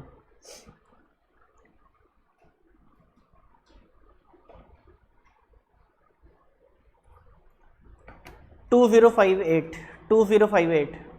अब देखो यहाँ पर क्या है, exact same answer नहीं आ रहा, उसका रीज़न बताता हूँ, राउंडिंग ऑफ। उसका रीज़न क्या है? Rounding off. यहाँ पर मैंने डेसिमल के बाद 5 डिजिट्स लिखे हैं, ठीक है ना, बट अगर मैं डेसिमल के बाद जितने डिजिट्स कैलकुलेटर पे आ सकते तो सारे कंसिडर करता तो मेरा एग्जैक्ट सेम आंसर आता। मैं डेसिमल के बाद भी सेम आता। अभी तो डेसिमल से पहले वाले तो सेम आ ही रहा है, डेसिमल के बाद डिफरेंट हो रहा है, दिख रहा है ना, डेसिमल के बाद का भी सेम आता। क्लियर हो रही है बात? यानी कि अगर मुझे एवरेज प्राइस निकालना है किसका? शेयर का, और मैंने क्या किया, अलग अलग दिन पे खरीदारी करी है और सेम अमाउंट इन्वेस्ट किया हर दिन, और मुझे एवरेज प्राइस निकालना है, तो मेरे पास सबसे अच्छा एवरेज क्या है? Harmonic mean. हार्मोनिक मीन निकाला आपका सही आंसर आएगा, अरिथमेटिक मीन निकाला आंसर गलत आएगा। तो यही चीज़ लिखी गई है यहाँ पर, क्या? It is used primarily in averaging speed when equal distances are covered. It is also used in averaging cost of commodity or securities when equal amount is invested. यहाँ पे सबसे इंपॉर्टेंट वर्ड पता है क्या है? इक्वल। अगर यहाँ पर ये डिस्टेंस सेम नहीं होता और मुझे एवरेज स्पीड निकालनी होती तो मुझे टेबल का ही यूज़ करना पड़ता, हार्मोनिक मीन से आंसर नहीं आता। अगर यहाँ पर मैंने किसी एक दिन 11,000 के शेयर खरीद लिए होते, हर दिन 10,000 के नहीं खरीदे होते, मुझे यहाँ पर ये टेबल ही बनानी पड़ती, मेरा हार्मोनिक मीन वाले तरीके से आंसर नहीं आता। यानी इक्वल डिस्टेंस और इक्वल अमाउंट ज़रूरी है अगर आपको एवरेज स्पीड या एवरेज अमाउंट ऑफ शेयर निकालना है तो, ठीक है ना। इसलिए यहाँ पर इक्वल बहुत इंपॉर्टेंट चीज़ है, इक्वल होना चाहिए। फिर मेरिट्स क्या है हार्मोनिक मीन के? मेरिट समझ आता है, एडवांटेजेस। तो it is rigidly defined, it is based upon all the observation. अगर एक भी ऑब्जर्वेशन चेंज हुई मेरा आंसर चेंज हो जाएगा। देखो अगर यहाँ पर मैं जा रहा हूँ अलग अलग स्पीड पर, अगर कोई एक भी स्पीड चेंज हो गई तो क्या मेरी एवरेज स्पीड सेम आएगी जो आ रही थी? बताओ, नहीं आएगी, मेरी एवरेज स्पीड चेंज हो जाएगी। नहीं, एक भी ऑब्जर्वेशन चेंज होगी आंसर चेंज होगा। यानी कि ये आंसर जो हार्मोनिक मीन जो है ये हर एक ऑब्जर्वेशन पे बेस्ड है, ठीक है जी। तभी एक ऑब्जर्वेशन के हल्के से चेंज होने से आंसर चेंज हो रहा है। It is not much affected by extreme observation, जो एक्सट्रीम ऑब्जर्वेशंस होती हैं यानी कि जो बहुत हाई या बहुत लो ऑब्जर्वेशंस होती है, उन ऑब्जर्वेशन से हार्मोनिक मीन पे बहुत ज़्यादा फर्क नहीं पड़ता। अगर आप इसका प्रैक्टिकल प्रूफ देखना चाहते हो तो मैं दिखा सकता हूँ। कैसे दिखाऊंगा सुनो। मैं डेटा ले रहा हूँ, क्लास में 5 बच्चों का टेस्ट लिया गया, आउट ऑफ 50 एक बच्चे के 10 है, एक के 12 है, एक के 13 है, एक के 15 है, एक के 8 है। अब इस डेटा का आपको निकालना है अरिथमेटिक मीन और इस डेटा का आपको निकालना है हार्मोनिक मीन। ठीक है जी, आइए शुरू करें। 10 + 12 + 13 + 15 + 8 डिवाइड बाय 5, 11.6 तो आ गया अरिथमेटिक मीन। निकालो, ये आ रहा है। अब हार्मोनिक मीन निकालने के लिए क्या करूँगा, 5/1/10 + 1/12 + 1/13 + 1/15 + 1/8। तो मैं क्या कर रहा हूँ, 1/10 = m + 1/12 = m + 1/13 = m + 1/15 = m + और 1/8 = m +, फिर 5/MRC = आंसर आ गया 11.0638। इतनी बात समझ आ गई आप लोगों को। अब ध्यान सुनना। अब हुआ क्या, एक बच्चा मेरे पास आया और बोलता है सर आपने मेरा आधा ही पेपर चेक किया और आधा पेपर तो चेक ही नहीं किया। मैं बोला अरे यार कोई नहीं, चेक कर लेता हूँ। जैसे मैंने इसको रिमेनिंग आधा पेपर चेक किया था, उसने बहुत अच्छा किया होता और इसके मार्क्स बढ़ करके हो गए 38। ठीक है ना। अब इस न्यू डेटा का अरिथमेटिक मीन हार्मोनिक मीन निकालते हैं। अरिथमेटिक मीन क्या होगा, 10 + 12 + 13 + 15 + क्या कर दिया मैंने, 10 + 12 + 13 + 15 + 38 डिवाइड बाय 5, ये आंसर आ रहा है 17.6। तो देखो अरिथमेटिक मीन क्लास का 11.6 से 17.6 हो गया। कितने का फ़र्क आ गया बताओ ज़रा, कितने का फ़र्क आ गया, 6 का। 17 और 11 का डिफरेंस 6 का होता है, 0.6 तो है ही सेम। अब हम क्या करें, इसी डेटा का निकालेंगे हार्मोनिक मीन।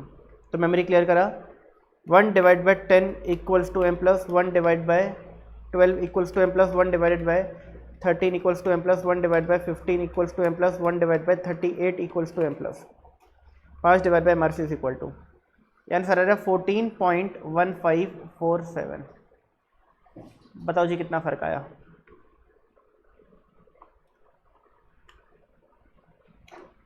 3.09।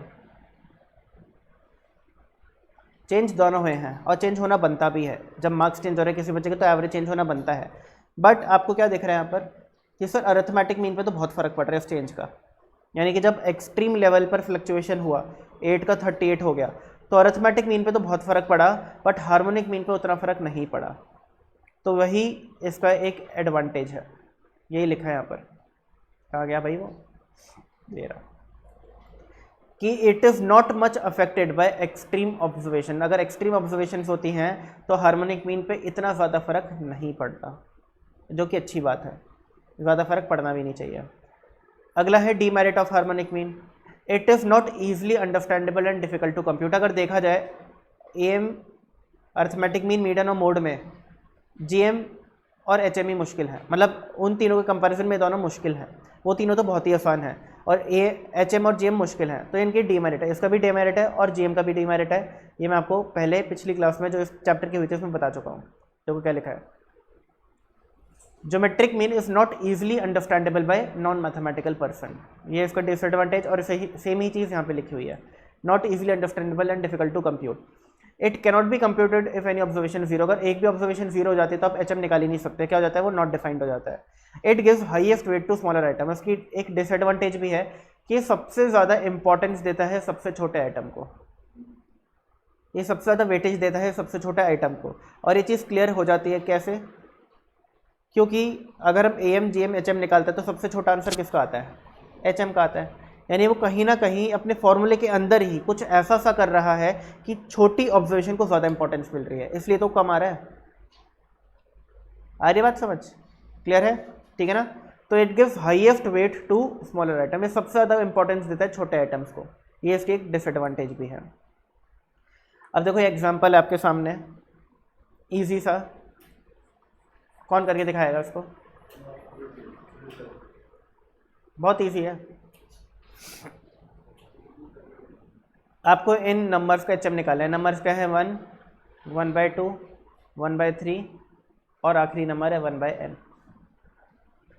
इन नंबर्स का आपको क्या निकालना है?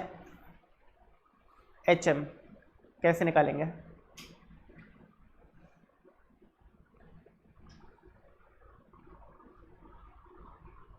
बोलो भाई, आ गया आंसर किसी का?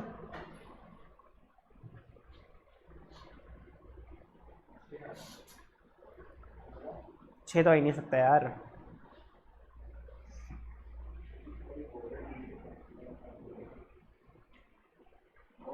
सुनिए, पहला स्टेप क्या होता था? ऑब्जर्वेशंस का रेसिप्रोकल करना। बताओ 1 का रेसिप्रोकल क्या होता है? 1/2 का, 1/3 का और 1/n का। स्टेप 2 क्या होता है? जो रेसिप्रोकल ऑब्जर्वेशंस हैं इनका अरिथमेटिक मीन निकालो। 1 + 2 + 3 प्लस करते करते n/n। ये कितनी ऑब्जर्वेशंस है?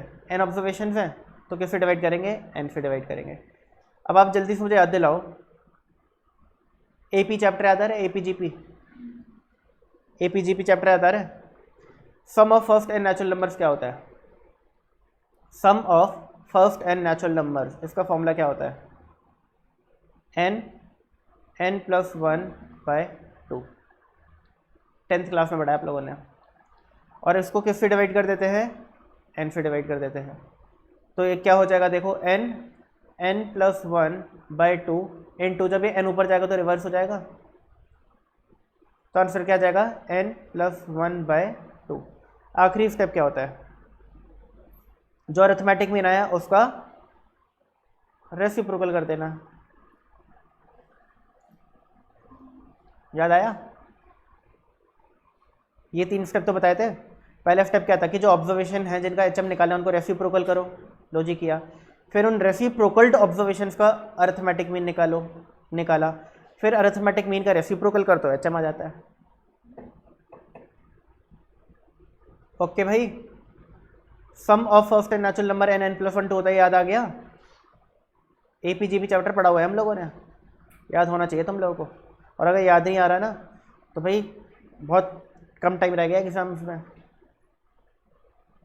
तुम्हारे आसार दिख नहीं रहे हैं पास होने के, अगर ये सारी चीज़ें याद नहीं आ रही हैं तो।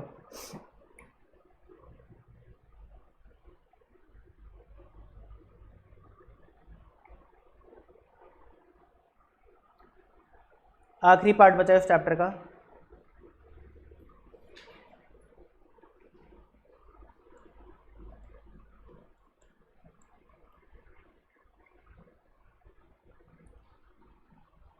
क्या है ये?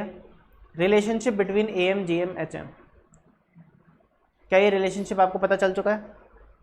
When observations are unequal, positive and greater than 0। क्यों लिखा है ऐसा? ग्रेटर देन 0 क्यों लिखा है? क्योंकि अगर 0 होगी ऑब्जर्वेशन तो GM और HM दोनों ही 0 हो जाएंगे, दोनों ही नॉट डिफाइंड हो जाएंगे बेसिकली। देखो अगर आपकी 2 ऑब्जर्वेशन है, इनका आपको GM निकालना है तो क्या करते हो? मल्टीप्लाई करते हो to the power 1 number of observation. अगर एक भी ऑब्जर्वेशन 0 होगी तो मल्टीप्लिकेशन क्या हो जाएगा? 0 हो जाएगा। और 0 के बाद कुछ भी कर लो, आंसर 0 ही आना है। तो अगर आपकी कोई भी ऑब्जर्वेशन 0 है तो आपका ना ही GM निकल पाता ना ही HM निकल पाता। अगर आपकी कोई भी ऑब्जर्वेशन नेगेटिव है तो आपका GM नहीं निकल पाता। फॉर एग्जाम्पल ये -2 होता तो -2 × 4 की पावर 1/2 क्या होता है? -8 की पावर 1/2। क्या इसका आंसर आ सकता है? क्या होता है? इमेजिनरी नंबर, याद है? ये नहीं निकल सकता। नहीं, कोई ऑब्जर्वेशन नेगेटिव हो तो उसका GM नहीं निकल पाता, और अगर कोई ऑब्जर्वेशन 0 हो तो उसका GM और HM दोनों ही नहीं निकल पाते। तो क्या बोलता है कि अगर ऑब्जर्वेशन पॉजिटिव है, ग्रेटर देन 0 है और अनइक्वल है तो ये चीज़ हमेशा ट्रू होगी। AM हमेशा ज़्यादा होगा GM से, GM हमेशा ज़्यादा होगा HM से। और अगर सारी ऑब्जर्वेशंस इक्वल होंगी तो ये तीनों ही इक्वल होंगे। Okay, clear? अब आखिरी ये इंपॉर्टेंट है, ये एग्जाम में कई बार क्वेश्चन पूछा गया है। क्वेश्चन पता है कैसे पूछा जाता है? आपको इन तीनों में से कोई 2 चीज़ देते हैं क्वेश्चन में कि AM and GM of 10 observation was 15 and 14 respectively, find its HM। तो अभी जो 10 ऑब्जर्वेशन वर्ड लिखे हैं, 10 तो किसी काम की चीज़ है नहीं, क्या करें उसका अचार डालें। हमें तो सिंपली पता है कि AM अगर 15 है और HM हमें निकालना है और GM अगर 14 है तो HM निकल जाएगा। अरे बस 14 का स्क्वायर अपॉन 15, HM आ गया। क्लियर हो गया। अगर आपको AM HM दिया होता, GM निकालना होता तो भी निकाल लेते हैं। अगर आपको HM GM दिया होता, AM निकालना होता तो भी निकाल लेते हैं। यानी तीन में से कोई दो चीज़ गिवन होगी, आपको तीसरी चीज़ निकालनी है और आपको हमेशा ये फॉर्मूला यूज़ करना है। अब इस फॉर्मूले में कई बार दिक्कत होती है एग्ज़ाम वक्त कि sir AM into HM equals to GM square होता है। आने तो बच्चे आए होंगे, पेरेंट आया।